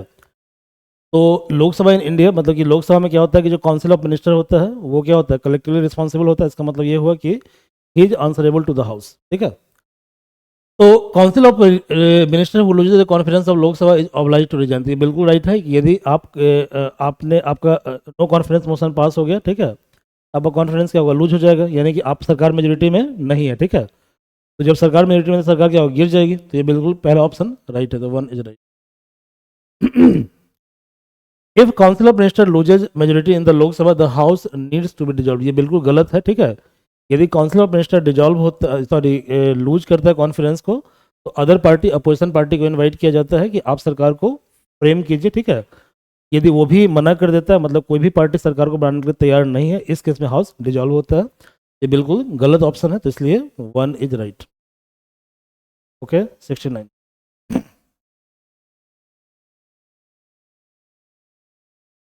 Arrange the following event in chronological order, ठीक है। अब देखो यहाँ थोड़ा दिमाग लगा लो यार, इसमें कुछ टफ नहीं है ये, ठीक है। क्या है? पहला है adoption of objective resolution in the constituent assembly of India, ठीक है। Adoption of national flag of constitution constituent assembly. तो पहला क्या है? पहला है कि ऑब्जेक्टिव रिजोल्यूशन, सेकंड क्या है? नेशनल फ्लैग एडॉप्शन, थर्ड क्या है? थर्ड है कि कॉन्स्टिट्यूशन का फोर्स में आना, संविधान का फोर्स में आना, और चौथा क्या है? लास्ट मीटिंग होना कॉन्स्टिट्यूएंट असेंबली। अब ये कॉमन सेंस अब थोड़ा लगाओ, ठीक है। कहता है इसको ऑर्डर में अरेंज करने के लिए, तो सबसे लास्ट में क्या होगा? संविधान फोर्स में आएगा ना, तो सबसे लास्ट में क्या होगा? थ्री वाला स्टेप होगा, सबसे लास्ट में होगा। अब देखो थ्री ऑप्शन कहाँ पे है? थ्री ऑप्शन आपको यहाँ पे, तो तुम ऐसे ही टिक लगा दोगे, इसको पढ़ने की आवश्यकता ही नहीं है। तो यूपीएससी में कई बार क्या होता है ना, एलिमिनेशन वगैरह भी काम करता है, ठीक है। और कई बार क्या होता है कि आपको चीज़ों को थोड़ा सा चीज़ों को मतलब एनालाइज करना पड़ता है, तो उससे भी आप आंसर को निकाल सकते हो, ठीक है। और लास्ट मीटिंग कब होगा? इसके जस्ट पहले हुआ होगा, तो चार इसके पहले होगा, तो देखो जहाँ पर चार तीन साथ में है सिर्फ इसी ऑप्शन में है, बाकी ऑप्शन में नहीं है। बट बाकी हम देख लेते हैं आंसर को। तो देखो ऑब्जेक्टिव रिजोल्यूशन आया था 22 जनवरी 1947 को आया था, ठीक है, ऑब्जेक्टिव रिजोल्यूशन। नेशनल फ्लैग को अडॉप्ट किया गया था 22 जुलाई 1947। इसके अलावा जो लास्ट मीटिंग हुआ था वो कब हुआ था? 24 जनवरी 1950 को हुआ था, ठीक है।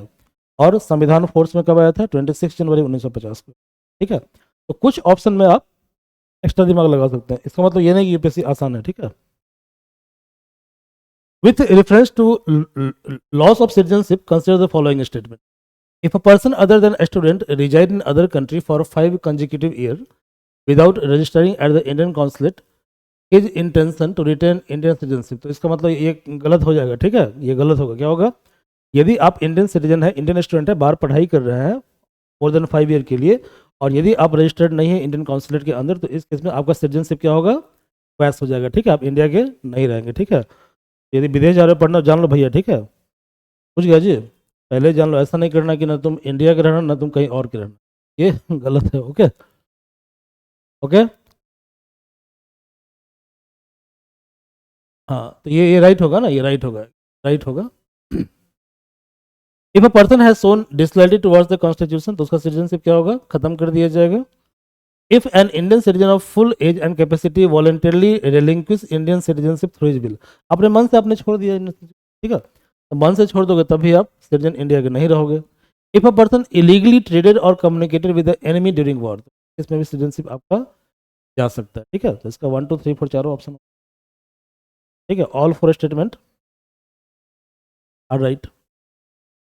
इसमें से कौन सा category of fundamental right incorporate करता है protection in respect of offence, conviction for offence? ये तो कॉमन सेंस है भैया। देखो कन्विक्शन फॉर ऑफेंसेस के लिए कौन सा आर्टिकल है? 20 आर्टिकल है, आर्टिकल 20 है ना, आर्टिकल 20, आर्टिकल 20 जो है that is conviction for offences. यहाँ पे तीन प्रोविजन है। पहला प्रोविजन क्या है?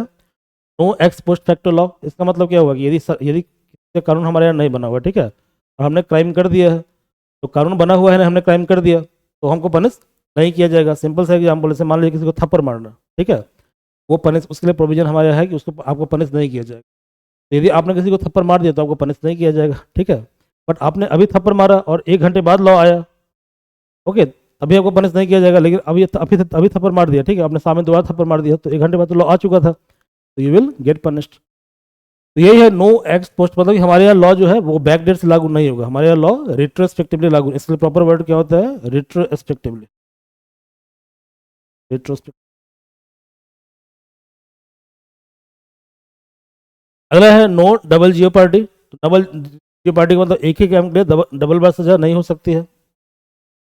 और थर्ड क्या है? नो सेल्फ इंक्रिमेशन, मतलब अपने क्राइम में खुद को जस्टिफाई आप नहीं कर सकते, ठीक है, you have to hire some legal person. तो अब पूछ क्या रहा है? पूछ रहा है कि ये आर्टिकल 20 किसका पार्ट है, ठीक है। तो आप पढ़े हो ना कि आर्टिकल 19 to 22 जो है, ठीक है, वो किसके अंदर आता है? राइट टू फ्रीडम के अंदर आता है, तो ये ऑप्शन होगा।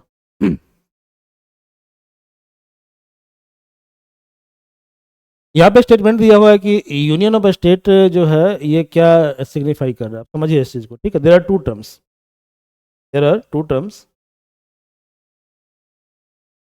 तो पहला टर्म होता है आर्टिकल 1 के तहत यूनियन ऑफ स्टेट।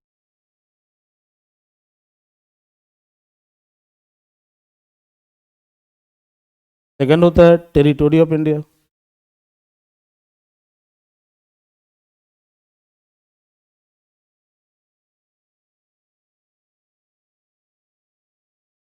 तो जो यूनियन ऑफ स्टेट है इसके अंदर आएगा all states,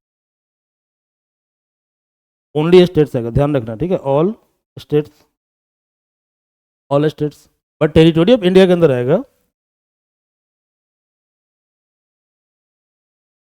all states, all union territory and territories acquired in future,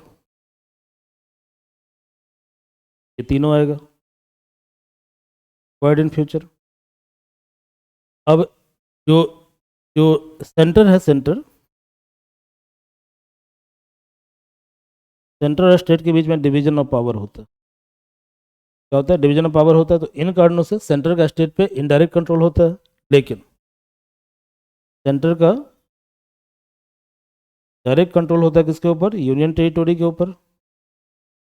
direct control होता है टेरिटोरीज एक्वायर्ड इन फ्यूचर। आपने देखा ना दिल्ली में अरविंद केजरीवाल जी, क्या हुआ था उनके साथ, ठीक है क्यों हुआ था ऐसा? बिकॉज अरविंद केजरीवाल जी क्या थे? यूनियन टेरिटोरी के सीएम थे, ठीक है, पंजाब के सीएम नहीं थे। और अब देखो भगवत मान साहब ऐस में जी रहे हैं, ठीक है, बल्ले बल्ले, ठीक है, क्यों जी रहे हैं ऐस में? उनको परेशान नहीं किया था क्योंकि इज सीएम ऑफ पंजाब। तो पंजाब के ऊपर क्या है? सेंटर का इनडायरेक्ट इंटरफेरेंस होगा, ठीक है। बट दिल्ली पे क्या होगा? डायरेक्ट इंटरफेरेंस होगा, ठीक है। पढ़िए ऑप्शन क्या है? All the state and UT are part of expression union of state. ये बिल्कुल ही गलत ऑप्शन है ना, बिल्कुल गलत ऑप्शन। जो यूनियन ऑफ स्टेट है उसके अंदर यूटी नहीं आएगा, ठीक है भाई, यूटी नहीं आएगा। A union territory enjoy similar relationship as a state with the union government। बिल्कुल नहीं होता है, ठीक है, बिल्कुल नहीं होता। तो ये भी गलत ऑप्शन है, ठीक है। क्या होगा? Neither one.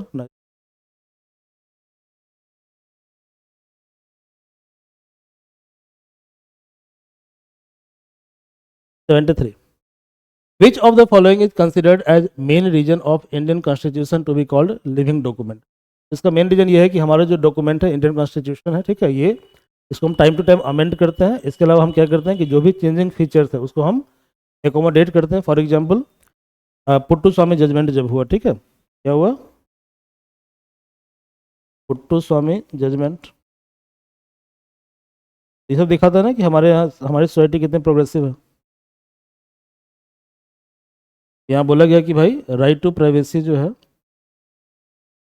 वो फंडामेंटल राइट है अंडर आर्टिकल 21। अंडर आर्टिकल 21 ये दिखाता है ना कि हम कितने ज़्यादा एडवांस हैं, ठीक है। हम अभी बात कर रहे हैं ना यूनिफॉर्म सिविल कोड की बात कर रहे हैं, ये भी प्रोग्रेसिव स्टेप है सरकार का। यूनिफॉर्म सिविल कोड की बात हम कर, ये प्रोग्रेसिव स्टेप है। हमारे यहाँ क्या है? हमारे यहाँ हिंदू मैरिज एक्ट है,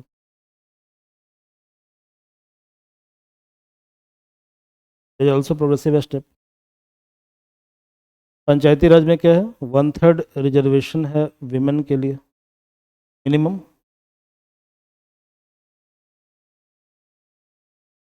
ये प्रोग्रेसिव स्टेप है। दीज आर प्रोग्रेसिव स्टेप्स, ठीक है, progressive steps. Right to marry from person of your choice, बड़ा खुश होगा, तुम बताओ यार। आ दिया जजमेंट, यूपीएससी क्वेश्चन भी पूछा है ना क्वेश्चन 2018 में। आपका मन है जिससे ब्याह कीजिए, क्या दिक्कत है? आपका मन है कि हम नहीं बोल रहे, कोर्ट बोल रहा है कोर्ट, ठीक है। कौन सा आर्टिकल है? 21। आपको अपना लाइफ पार्टनर चूज करना है, आपका लाइफ है, राइट टू लाइफ, आर्टिकल 21। तो हमारा जो संविधान है उसकी ब्यूटी क्या है कि it can be amended and evolve with changing situation, that's why ये लिविंग डॉक्यूमेंट है। तो ये राइट ऑप्शन होगा 73 का सी।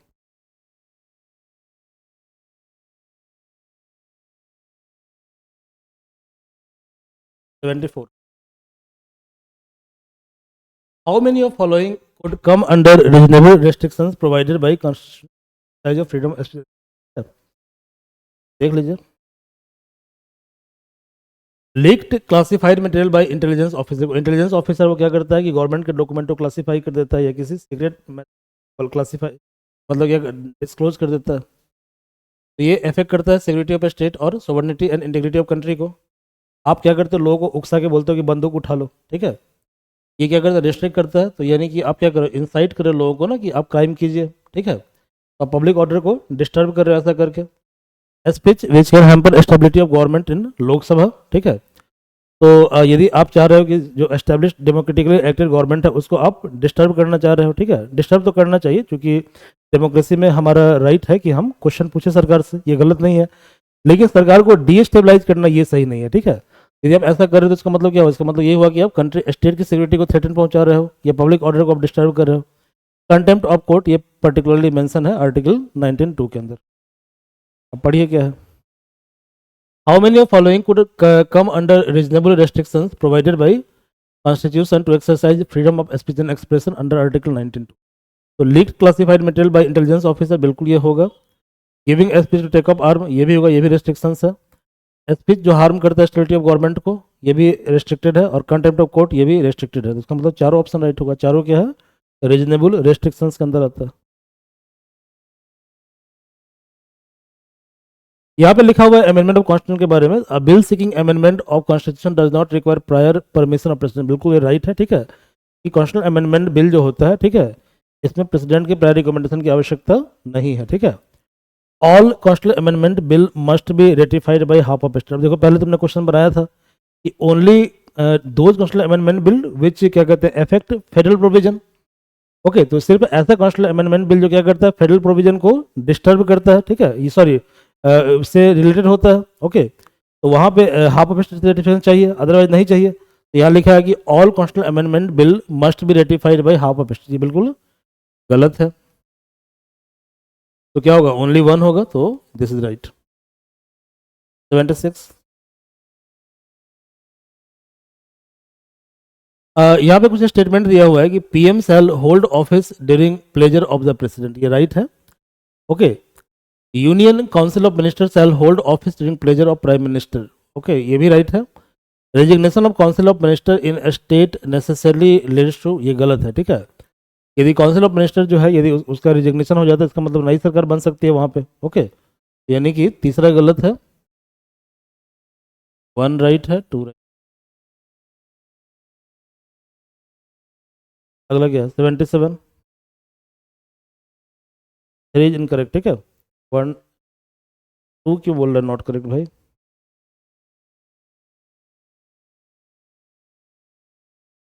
क्या है 2?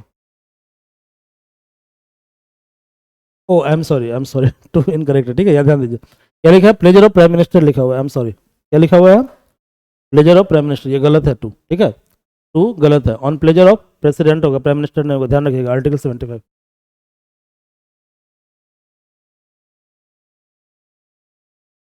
Constitution of India envisage dual polity, हमारे यहाँ डुअल पॉलिटी है, डुअल पॉलिटी, सेंटर की पॉलिटिक्स, सेंटर पॉलिटी और state polity, but single citizenship, हमारा सिटीजनशिप सिंगल है, unlike the US where there is provision of dual citizenship. ये बिल्कुल right है, यूएस के अंदर क्या है, डुअल सिटीजनशिप है।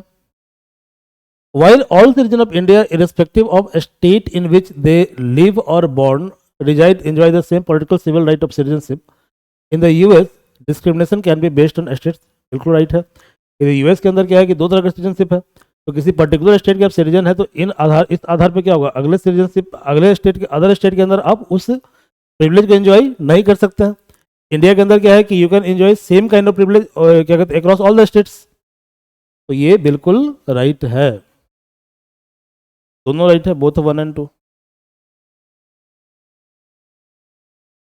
दोनों राइट है।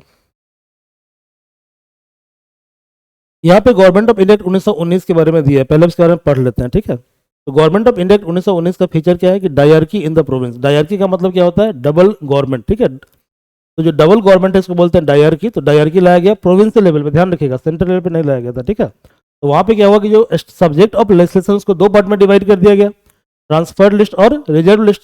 तो ट्रांसफर्ड लिस्ट के ऊपर जो लॉ बनाने का अधिकार होगा वो होगा लेजिस्लेचर के पास, ठीक है, गवर्नर प्लस लेजिस्लेचर के पास। और जो रिजर्व लिस्ट पर लॉ बनाने का राइट होगा गवर्नर प्लस एग्जीक्यूटिव के पास, ठीक है। तो क्या हुआ कि डायरकी इन प्रोविंसेस मतलब transferred and reserve list. By cameral legislature यानी कि जो पार्लियामेंट है, पार्लियामेंट, ठीक है, मिनी पार्लियामेंट, उसको 2 पार्ट में डिवाइड कर दिया गया, अपर हाउस और लोअर हाउस। तो अपर हाउस क्या है, काउंसिल ऑफ स्टेट, और लोअर हाउस क्या है, लेजिस्लेटिव असेंबली। वही आज है Rajya Sabha Lok Sabha. Division of subject यानी कि सेंटर और प्रोविंस दोनों का सब्जेक्ट अलग अलग कर दिया गया, ठीक है। कि भाई सेंटर इस पे लॉ बनाएगा, स्टेट इस पे लॉ बनाएगा। जैसे अभी क्या है कि पावर ऑफ लेजिस्लेशन का 3 पार्ट है, union list, concurrent list, state list, तो उस समय 2 पार्ट था, ठीक है। इसके अलावा limited responsible government, responsible government का मतलब होता है डेमोक्रेटिकली इलेक्टेड गवर्नमेंट, ठीक है। तो जो कि लिमिटेड लोगों को फ्रेंचाइजी राइट दिया गया, मतलब लिमिटेड लोगों को वोटिंग का पावर दिया गया, इसलिए लिमिटेड रिस्पॉन्सिबल गवर्नमेंट। किस लेवल पे? प्रोविंशियल लेवल पे।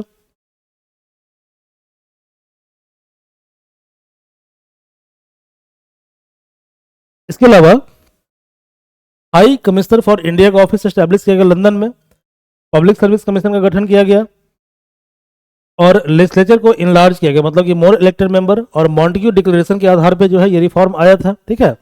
और सेंट्रल गवर्नमेंट और ज्यादा यूनिटरी हो गया, सेंट्रलाइज हो गया, ठीक है। अब पढ़िए क्या क्या ऑप्शन है। तो पहला ऑप्शन दिया कि it introduce the bicameralism at central legislative council, ये राइट है। It provided separate electorate for Anglo Indian and European, ये भी बिल्कुल राइट है, हमने पढ़ना शायद भूल गया मैं, ठीक है, पढ़िए जरा इसको। हाँ, तो जो सेपरेट इलेक्टोरेट है ये आया था मॉडलेमेंटो रिफॉर्म में 1909 में आया था मुस्लिम के लिए, और 1919 में बढ़ा दिया गया सिख के लिए, एंग्लो इंडियन के लिए, यूरोपियन के लिए, इंडियन क्रिश्चियन के लिए। इसमें दिया हुआ ऑप्शन एंग्लो इंडियन और European Christian. It created office of high commissioner for India in London, तो ये भी राइट है, यानी ऑल 3 आर राइट।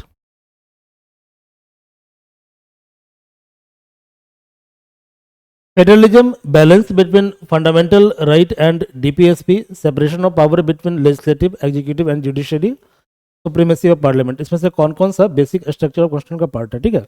अब देखो एक बात हमेशा ध्यान रखो कि जब भी आप कोई क्वेश्चन को सॉल्व करते हो ना, तो आपको जजमेंट याद रहना चाहिए पॉलिटी के अंदर। जब जजमेंट याद रहेगा तो आपका आंसर काफी ज्यादा एनरिच होगा, ओके, और ये कहीं ना कहीं मेंस में आपके आंसर को औरों से अलग बनाएगा। तो जो फेडरलिज्म है इसको बोला गया बेसिक पार्ट ऑफ कॉन्स्टिट्यूशन, कौन से केस के अंदर? केशवरंदा भारती केस के अंदर। Balance between fundamental right and DPSP, ये बोला गया मिनरवा मिल केस के अंदर। और सेपरेशन ऑफ पावर, ये बेसिक फीचर है, ये बोला गया Indira Nehru Gandhi versus Rajnarayan case. Supremacy of parliament, ये बोला गया ये it is not part of basic structure, ये बेसिक स्ट्रक्चर पार्ट नहीं है। दूसरी पार्ट कौन कौन सा है? तो 1 2 3, ये तीनों पार्ट है, ओनली 3 होगा, चौथा नहीं होगा।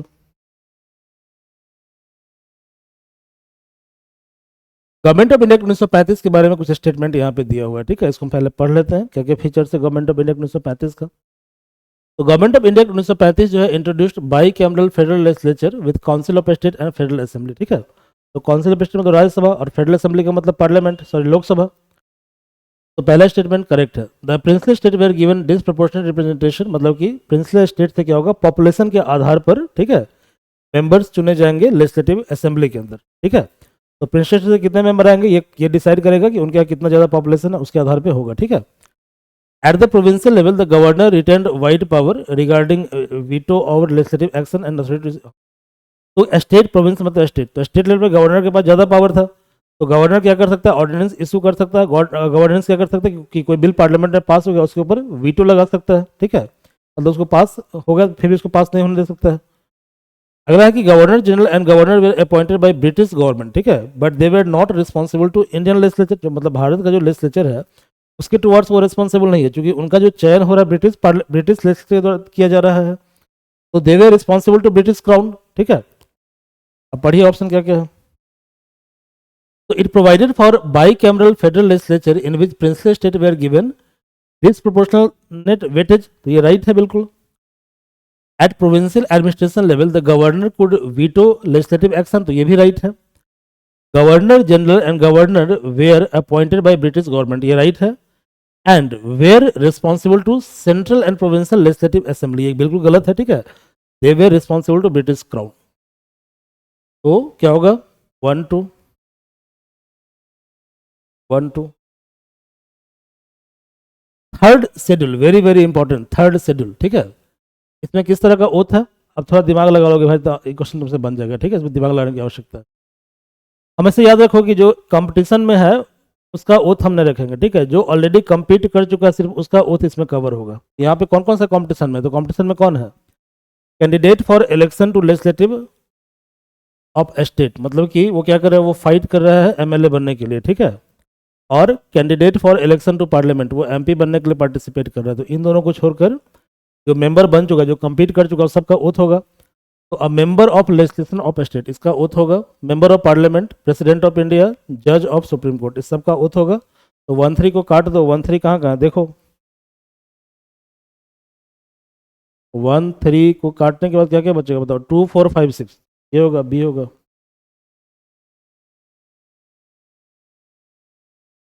यहाँ पे स्टेटमेंट दिया है कॉन्स्टिट्यूशन असेंबली के बारे में, कॉन्स्टिट्यूंट असेंबली के बारे में। तो पहला ऑप्शन लिखा हुआ है कि the idea of constituent assembly for India was put forward for first time by M N Roy. ठीक है, ये राइट है बिल्कुल।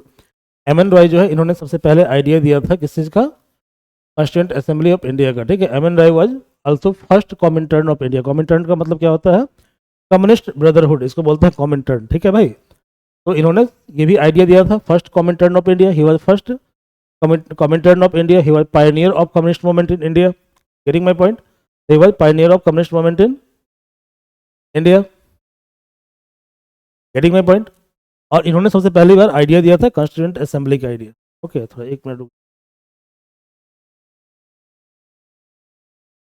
Okay, it was form under A scheme bye vowel plan, बिल्कुल गलत है। कैबिनेट मिशन प्लान के तहत जो है कॉन्स्टिट्यूएंट असेंबली को बनाया गया था, तो ये गलत ऑप्शन है। Okay, members way elected indirectly by central legislative council, ये गलत है। प्रोविंशियल असेंबली के द्वारा मेंबर को इलेक्ट किया गया था। ठीक है, तो only 1 is right, only 1 is right.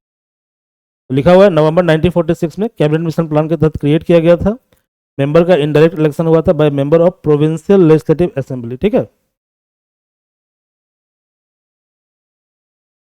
इसमें से कौन सा स्टेटमेंट एसेंशियल फीचर है डेमोक्रेसी का। ठीक है, अब देखो यूपीएससी में जब आप उसके पेपर को पढ़ोगे ध्यान से, पेपर के ऊपर इंस्ट्रक्शन लिखा रहता है, उसके ऊपर लिखा रहता है कि मेनी टाइम्स, ठीक है, यूपीएससी में एक से ज़्यादा आंसर राइट हो सकता है, लेकिन जो मोस्ट अप्रोप्रिएट आंसर होगा, जो मोस्ट सुटेबल आंसर होगा, उसी को यूपीएससी राइट मानेगा। ऐसा यूपीएससी में बहुत सारा क्वेश्चन होता है। ठीक है, तो उस तरह क्वेश्चन को लेकर क्लैरिटी आपका तभी होगा जब आप क्या करोगे, मेन से क्वेश्चन को बार बार लिखोगे। ठीक है, क्वेश्चन को बार बार देखोगे। समझ में आ रहा है? तो देखो, सबसे जो बेस्ट टेस्ट सीरीज होता है ना, चाहे तुम मेरा टेस्ट सीरीज करो, किसी का भी टेस्ट सीरीज करो, सबसे बेस्ट टेस्ट सीरीज होता है यूपीएससी का अपना क्वेश्चन, है ना। तो यूपीएससी का जो अपना क्वेश्चन होता है ना, यदि उस क्वेश्चन पे तुम्हारा मास्टरी हो जाता है, उस पर तुम बढ़िया से रिसर्च कर लेते हो। ठीक है, आई थिंक आपका पीटी रुकने का सवाल ही नहीं उठता। ओके, तो वैसे हम लोग भी कोशिश करते हैं कि क्वेश्चन को यूपीएससी के बराबर बनाया जाए, लेकिन ऑब्वियसली यूपीएससी एक संवैधानिक संस्था है। ठीक है, तो उसका जो क्वेश्चन का लेवल होगा, मतलब उनका, आई एम सॉरी टू से दिस, तो उनका जो क्या कहते हैं क्वेश्चन का लेवल होगा, उस पर क्रिटिसाइज करने का मुझे बिल्कुल अधिकार नहीं है। बहुत लोग पता नहीं क्यों क्रिटिसाइज कर देते हैं, अपने आप को उससे ज़्यादा समझते हैं। ठीक है, बट ऑब्वियसली वो एक संवैधानिक संस्था है, तो उस पर क्रिटिसाइज नहीं कर सकते हैं। ठीक है,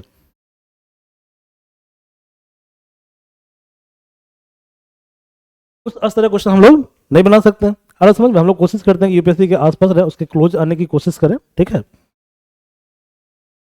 बट जो एक्चुअल क्वेश्चन यूपीएससी का होता है, वो आपके लिए क्या होना चाहिए, रियल आधार होना चाहिए। ठीक है, तो उस क्वेश्चन को बार प्रैक्टिस कीजिएगा। तो इवन हमने जो टेस्ट सीरीज बनाया, उसमें उसका जो आधार है वो क्या है, यूपीएससी का ही मतलब ट्रेंड है। पिछले 5 साल में क्या ट्रेंड है कि 17 के बाद ट्रेंड बहुत ज़्यादा चेंज हुआ, 2017 के बाद। समझ गए मेरी बात को?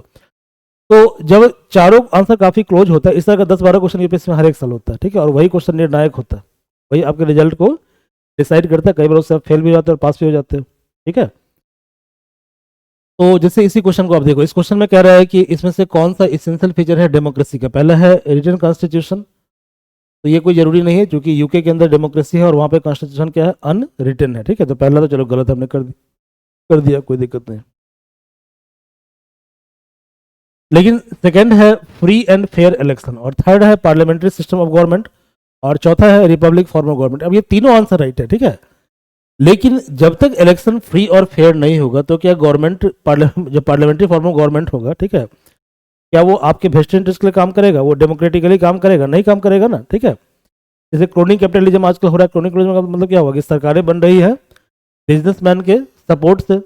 हमारे यहाँ क्या था, गुंडा राज था पहले, था ना, criminals well politicians. Okay, criminalisation of politics. तो यानी जब तक फ्री और फेयर इलेक्शन नहीं होता है, तब तक पार्लियामेंट्री सिस्टम का कोई सेंस नहीं रहता है। ठीक है, और न ही रिपब्लिकन फॉर्म ऑफ गवर्नमेंट का कोई सेंस है। ठीक है, इसलिए मोस्ट सुटेबल आंसर क्या है, बी। तो B is most suitable answer. यहाँ पे कंस्टिट्यूएंट असेंबली कमेटी के बारे में लिखा है, चेयरमैन के बारे में लिखा है, ये भी हमने करवाया है, आप उस प्लेलिस्ट में देख लीजिएगा।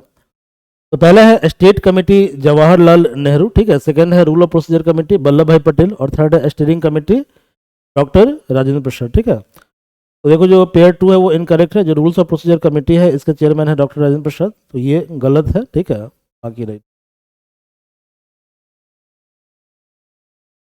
पहला स्टेटमेंट है कि India can acquire a foreign territory और it can set a part of territory in favour of foreign state. Clear है, मतलब इंडिया टेरिटोरी को एक्वायर भी कर सकता है और अपनी टेरिटोरी को अदर कंट्री के फॉरेन टेरिटोरी के फेवर में दे सकता है, डोनेट कर सकता है।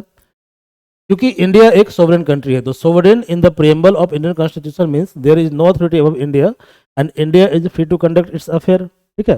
मतलब इंडिया के ऊपर कोई नहीं है और इंडिया अपने अफेयर को कंडक्ट करने के लिए क्या है, फ्री है। जैसे कई बार रसिया क्या करते हैं, दबाव डालना, सॉरी रसिया करते हैं, रसिया तो बड़ा अच्छा दोस्त हमारा है, यूएस, डोनाल्ड ट्रंप साहब, है ना।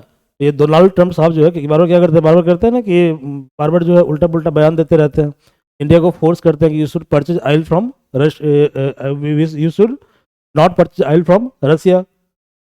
बट इंडिया क्या बोलता है, इंडिया बोलता है कि इंडिया इज, मतलब इंडिया इज क्या बोलते हैं उसको, बिग कंट्री, और India can decide its own affair by its own. Okay, यहाँ पे दोनों स्टेटमेंट राइट है और स्टेटमेंट 2 जो है, ओके, उसका एक्सप्लेनेशन स्टेटमेंट 1 है। Federal public service dyarchy at the centre, establishment of reserve bank of India और ऑल इंडिया फेडरेशन, इसमें से कौन कौन सा गवर्नमेंट ऑफ इंडिया एक्ट 1935 में, चारों है, ठीक है, चारों है। ओके, जो गवर्नमेंट ऑफ इंडिया 1935 में बोला है कि डायरकी को आप एबॉलिश कर दीजिए प्रोविंशियल लेवल पे, जिसको इंट्रोड्यूस किया गया था गवर्नमेंट ऑफ इंडिया एक्ट 1919 में, और बोला गया कि introduce dyarchy at the centre, ये राइट है। Reserve bank of India establish हुआ था गवर्नमेंट ऑफ इंडिया 1935 के तहत। ऑल इंडिया फेडरेशन के क्रिएशन की बात की गई थी इसके अंदर, और इसके अंदर फेडरल पब्लिक सर्विस की बात की गई थी, तो all four are right. How many of following are not fundamental duty under part 4A, ठीक है। इसमें से फंडामेंटल ड्यूटी कौन कौन सा नहीं है, ठीक है। तो to safeguard public property, ये बिल्कुल फंडामेंटल ड्यूटी है। To renounce practice derogatory to dignity of women, यदि वीमेन की डिग्निटी के खिलाफ है, ठीक है, तो ये गलत है, ये फंडामेंटल ड्यूटी है ये भी। To create opportunity for healthy development of children, ये आपका फंडामेंटल ड्यूटी डीपीएसपी है, ठीक है। और promotion of international peace and security, ये भी डीपीएसपी है, आर्टिकल 51। तो 3 4 नहीं होगा तो ओनली 2 होगा। तो यहाँ पर हमने कोड बनाया है, उस कोड से आप डीपीएसपी को याद कर सकते हैं। कोड क्या है, कोड है आपका क्रिस्प, ठीक है, क्या है, क्रिस्प डिफेंड,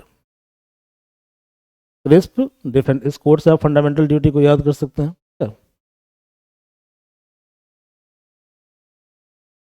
यहाँ पे स्टेटमेंट दिया हुआ है कि children of foreign diplomat posted in India, enemy alien और चाइल्ड ऑफ इलीगल माइग्रेंट, इसमें से कौन कौन सा है जिसको सिटीजनशिप बाय बर्थ मिल सकता है, किसी को नहीं मिल सकता, ठीक है। No one can get citizenship by birth, none.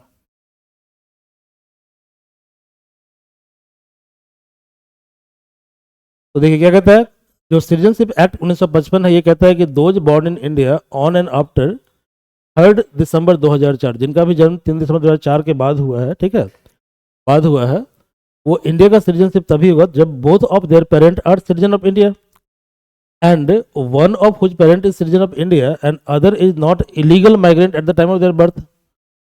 इसके अलावा चिल्ड्रन ऑफ फॉरेन डिप्लोमेट जो पोस्टेड है इंडिया के अंदर, और एनिमी एलियन का मतलब क्या हुआ, दुश्मन देश, जैसे चाइना, पाकिस्तान, बांग्लादेश, अफगानिस्तान, ये सब एनिमी एलियन है, ठीक है।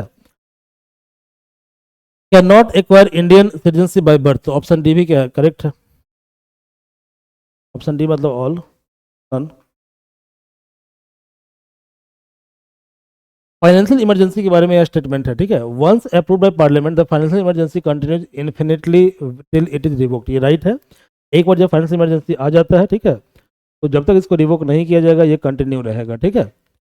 The satisfaction of president in declaring financial emergency is not questionable in any court, ये लाया गया था 38 अमेंडमेंट एक्ट के द्वारा, ठीक है। इंदिरा गांधी जी ने क्या किया था, उन्होंने थोड़ी बहादुरी कर दी, ठीक है। उन्होंने बोला क्या कि यदि यदि प्रेसिडेंट ने डिसीजन ले लिया, ठीक है, कि फाइनेंशियल इमरजेंसी आ गया है, तो आप कोर्ट में क्वेश्चन नहीं कर सकते। लेकिन बाद में क्या हुआ, बाद में फिर 44th अमेंडमेंट एक्ट के द्वारा इसको हटा दिया गया। बोला नहीं नहीं भैया ऐसा थोड़े होगा, तब तो ये डिक्टेटरशिप हो जाएगा। तो ये गलत ऑप्शन है, ठीक है, ये ऑप्शन गलत है।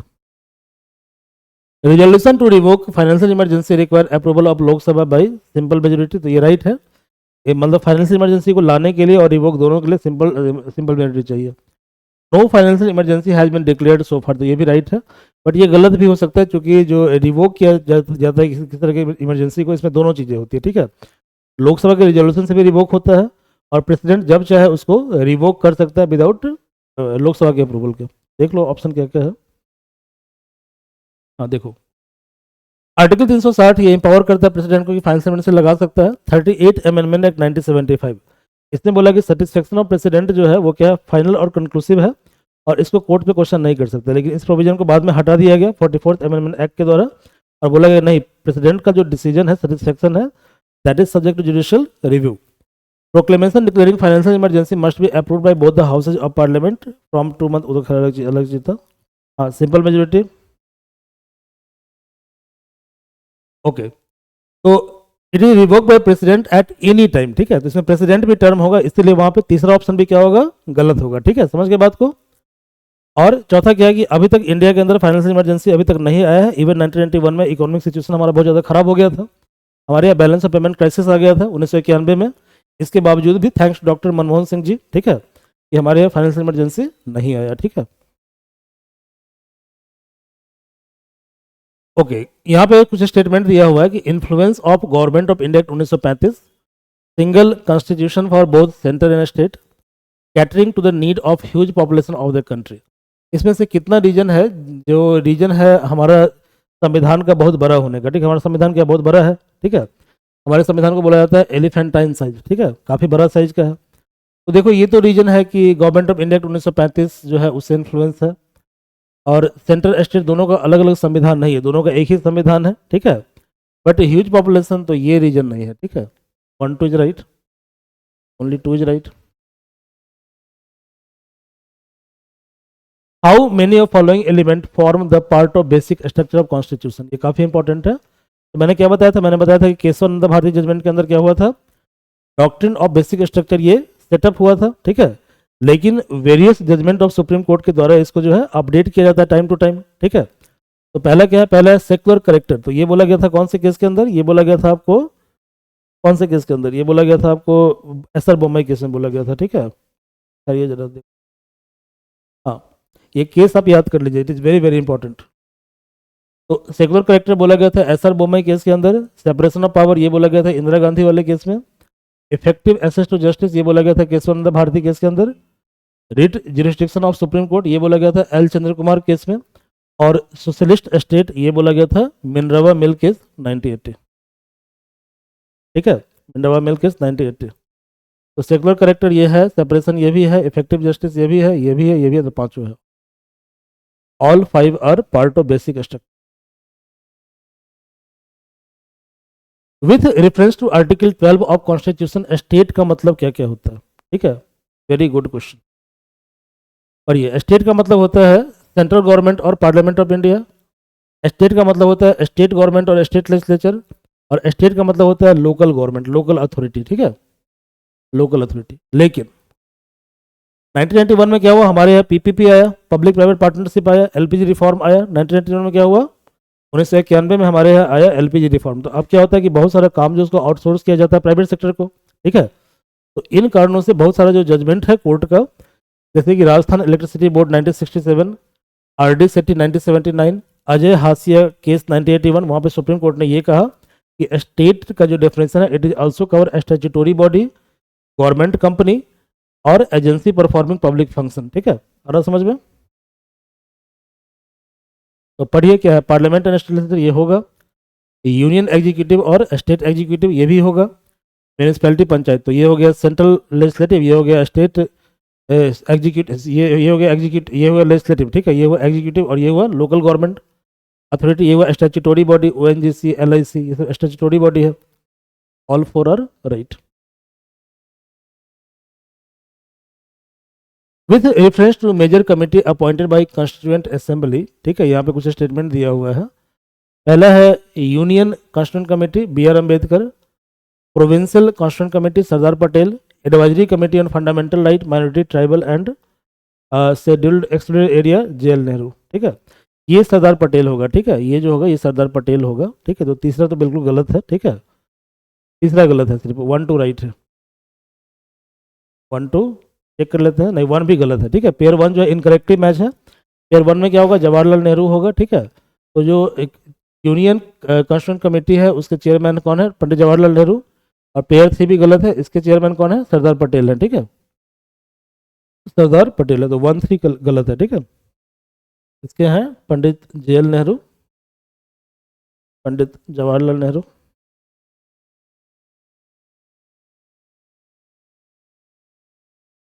ठीक है, और इसके कौन है, इसके हैं आपको सरदार पटेल, सरदार पटेल, सरदार पटेल। चलिए अगला प्रश्न क्या है, देख लीजिए। DC Wadhwa versus state of Bihar, ये बड़ा इंटरेस्टिंग है, देखिए इसको समझिए जरा, ठीक है। हमारे यहाँ क्या होता है कि जो लॉ मेकिंग होता है, लॉ मेकिंग यानी कानून बनाने का जो अधिकार है, पावर ऑफ लेजिस्लेशन, ये दो बॉडी के पास है, पार्लियामेंट के पास है और स्टेट लेजिस्लेचर के पास।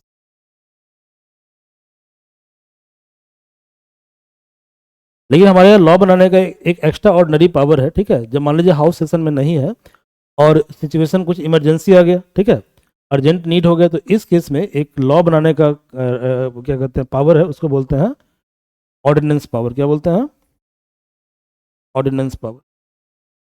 और ये पावर एक्चुअली होता है द प्रेसिडेंट के पास।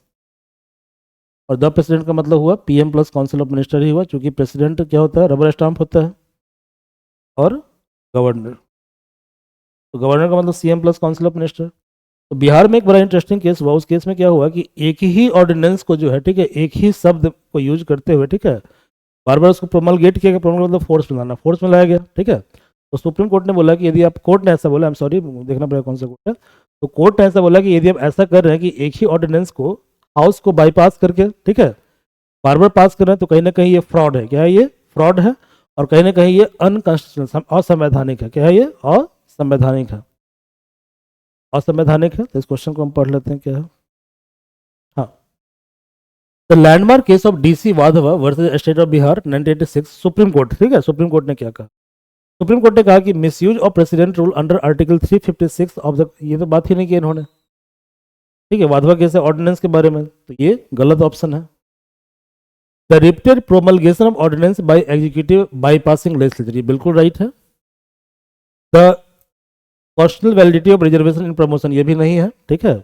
और misuse of governor's discretionary power, ये भी नहीं है। देखिए वाधवा केस क्या था, DC Wadhwa versus state of Bihar case 1986, यहाँ पे सुप्रीम कोर्ट ने ये कहा कि रिपीटेड रीप्रमलगेशन मतलब बार बार, ठीक है, of ordinance by Bihar government with without placing them before the legislature, ठीक है, इट इज अनकॉन्स्टिट्यूशनल, असंवैधानिक है।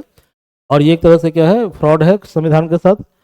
तो जो ऑर्डिनेंस का पावर होता है ये गवर्नर के पास होता है अंडर आर्टिकल 213, और प्रेसिडेंट के पास होता है अंडर आर्टिकल 123, ठीक है। तो इस पावर को आपको क्या करना है, इस पावर का मतलब इस पावर का मेन पर्पस ये होता है कि पार्लियामेंट्री सुप्रीमेसी के और लिमिटेड, यानी एग्जीक्यूटिव के द्वारा जो है लेजिस्लेटिव पावर को कम यूज किया जाए, ठीक है, ये इसका पर्पस था। Good. With reference to minority educational institution consider the following judgement, following statement. All religious and, हमारे यहाँ दो तरह का माइनॉरिटी होता है, रिलीजियस और लिंग्विस्टिक। तो all religious and linguistic minority have fundamental right to establish and administer educational institute of their choice, ये बिल्कुल राइट है, ये बिल्कुल राइट स्टेटमेंट है कि माइनॉरिटी के पास क्या होता है कि educational institution of their own choice को एस्टैब्लिश करने का अधिकार होता है, ये राइट है, ठीक है। As per supreme court judgement minority educational institution can reserve up to 50% seat of for student of their community, ये राइट है। इनामधारी केस में सुप्रीम कोर्ट ने ऐसा बोला था, ठीक है। और religious instruction can not be provided in the minority educational institution that is wholly funded by maintain by state fund, यदि स्टेट फंड के द्वारा माइनॉरिटी को क्या कहते हैं मतलब चलाया जा, रन किया जा रहा है, ठीक है, तो वहां पर आप धार्मिक इंस्ट्रक्शन नहीं दे सकते हैं, ठीक है, ये भी बिल्कुल राइट है। तो इसका तीनों ऑप्शन राइट होगा। एक बार पढ़ लेते हैं सॉल्यूशन क्या दिया हुआ है। तो आर्टिकल 31 यही कहता है कि all religious and linguistic minority have fundamental right to establish administer education of their own choice. PA में Pai foundation versus state of Karnataka and PA Inamdar versus state of Maharashtra case. जो माइनॉरिटी एजुकेशनल इंस्टीट्यूशन है can reserve up to 50% seat for student belonging their own community. और article 21 A कहता है कि no religious instruction shall be provided in any institution education होल्डी maintain by state fund. ठीक है, even the minority institution. यहाँ पे impeachment के बारे में दिया हुआ, प्रेसिडेंट के इम्पीचमेंट के बारे में। Impeachment charge against the president shall be signed by at least 100 member in Lok Sabha and 50 member in Rajya Sabha. ये बिल्कुल गलत है। ठीक है, 1/4 कितना, 1/4 ऑफ स्ट्रेंथ ऑफ हाउस। कितना साइन करेगा, 1/4 ऑफ स्ट्रेंथ ऑफ हाउस, ना कि 50 और 100, ऐसा नहीं है। ठीक है, ये पहला स्टेटमेंट गलत हो गया, first is wrong. Impeachment resolution shall be passed by both house by majority of 2/3 of total membership, ये राइट है। ठीक है, संविधान के द्वारा ये मैंडेट किया गया कि presidential election must be held within 6 month of vacancy in the office due to impeachment. Impeachment reason नहीं दिया हुआ है। ठीक है, तो इसलिए इसको आप राइट नहीं मान सकते हैं। ठीक है, मतलब impeachment one of the reason है, बट इसके अलावा अदर भी रीजन है, हम पढ़ लेते हैं। इसका आंसर सिर्फ 2 होगा। देखिए, impeachment must be sign by at least 1/4 of total member of the house that moves a charge, not 100 और 50। तो पहला तो गलत हो गया, ये आर्टिकल 61 क्लाउज 1 कहता है। स्टूडेंट 2 करेक्ट है, क्योंकि impeachment resolution must be passed by 2/3 majority of total membership of both house of parliament. ठीक है, not just member present and voting, ये आर्टिकल 61 क्लाउज 2 कहता है। 3 इनकरेक्ट है। देखो क्यों इनकरेक्ट है, तो कॉन्स्टिट्यूशन ये कहता है कि president office becomes vacant the election must be held within 6 month. यानी संविधान में ये रीजन नहीं लिखा कि इम्पीचमेंट के कारण जो है 6 मंथ के अंदर सीट को फिल करना है बाय एनी रीजन। ठीक है, तो but this applies to vacancy due to death, resignation, removal or otherwise. ठीक है, however impeachment is a removal and the new president should be elected as soon as possible, but there is no separate clause mentioning 6 months due to impeachment. ठीक है, election commission of India empowered to address and decide upon dispute concerning election, ये बिल्कुल गलत है। ठीक है, जो election commission नहीं करता, सुप्रीम कोर्ट करता है। ठीक है, तो डिस्प्यूट जो प्रेसिडेंट और वाइस, ये क्वेश्चन रिपीट भी हो रहा है, हमने पार्ट 1 में डिस्कस भी किया था। ठीक है, तो मतलब क्या कहते हैं, all concern related to election of dispute related to election of president and vice president decided by supreme court, not election commission. ये गलत हो गया पहला। Under article 324 of constitution of India the election commission is interested with the responsibility of conducting election, presidential election. तो ये right है कि president का इलेक्शन जो है उसको कंडक्ट करवाता है इलेक्शन कमीशन। ठीक है, ये राइट है। तो 1 is wrong, 2 is right. Statement 1 is incorrect, statement 2 is correct.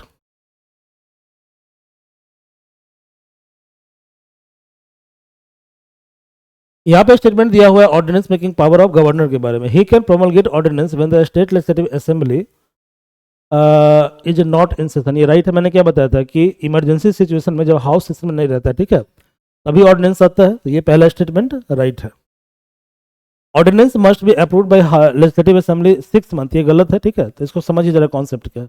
जैसे मान लीजिए कि हाउस जो है उसका फरवरी में सेशन आया, ठीक है, और फरवरी में क्या हुआ कि 28 फरवरी को सेशन एंड हो गया। क्लियर है, 28 फरवरी को सेशन एंड हो गया। तो आप जब भी लेकर आओगे ऑर्डिनेंस लेकर आओगे, आपने लाया ऑर्डिनेंस।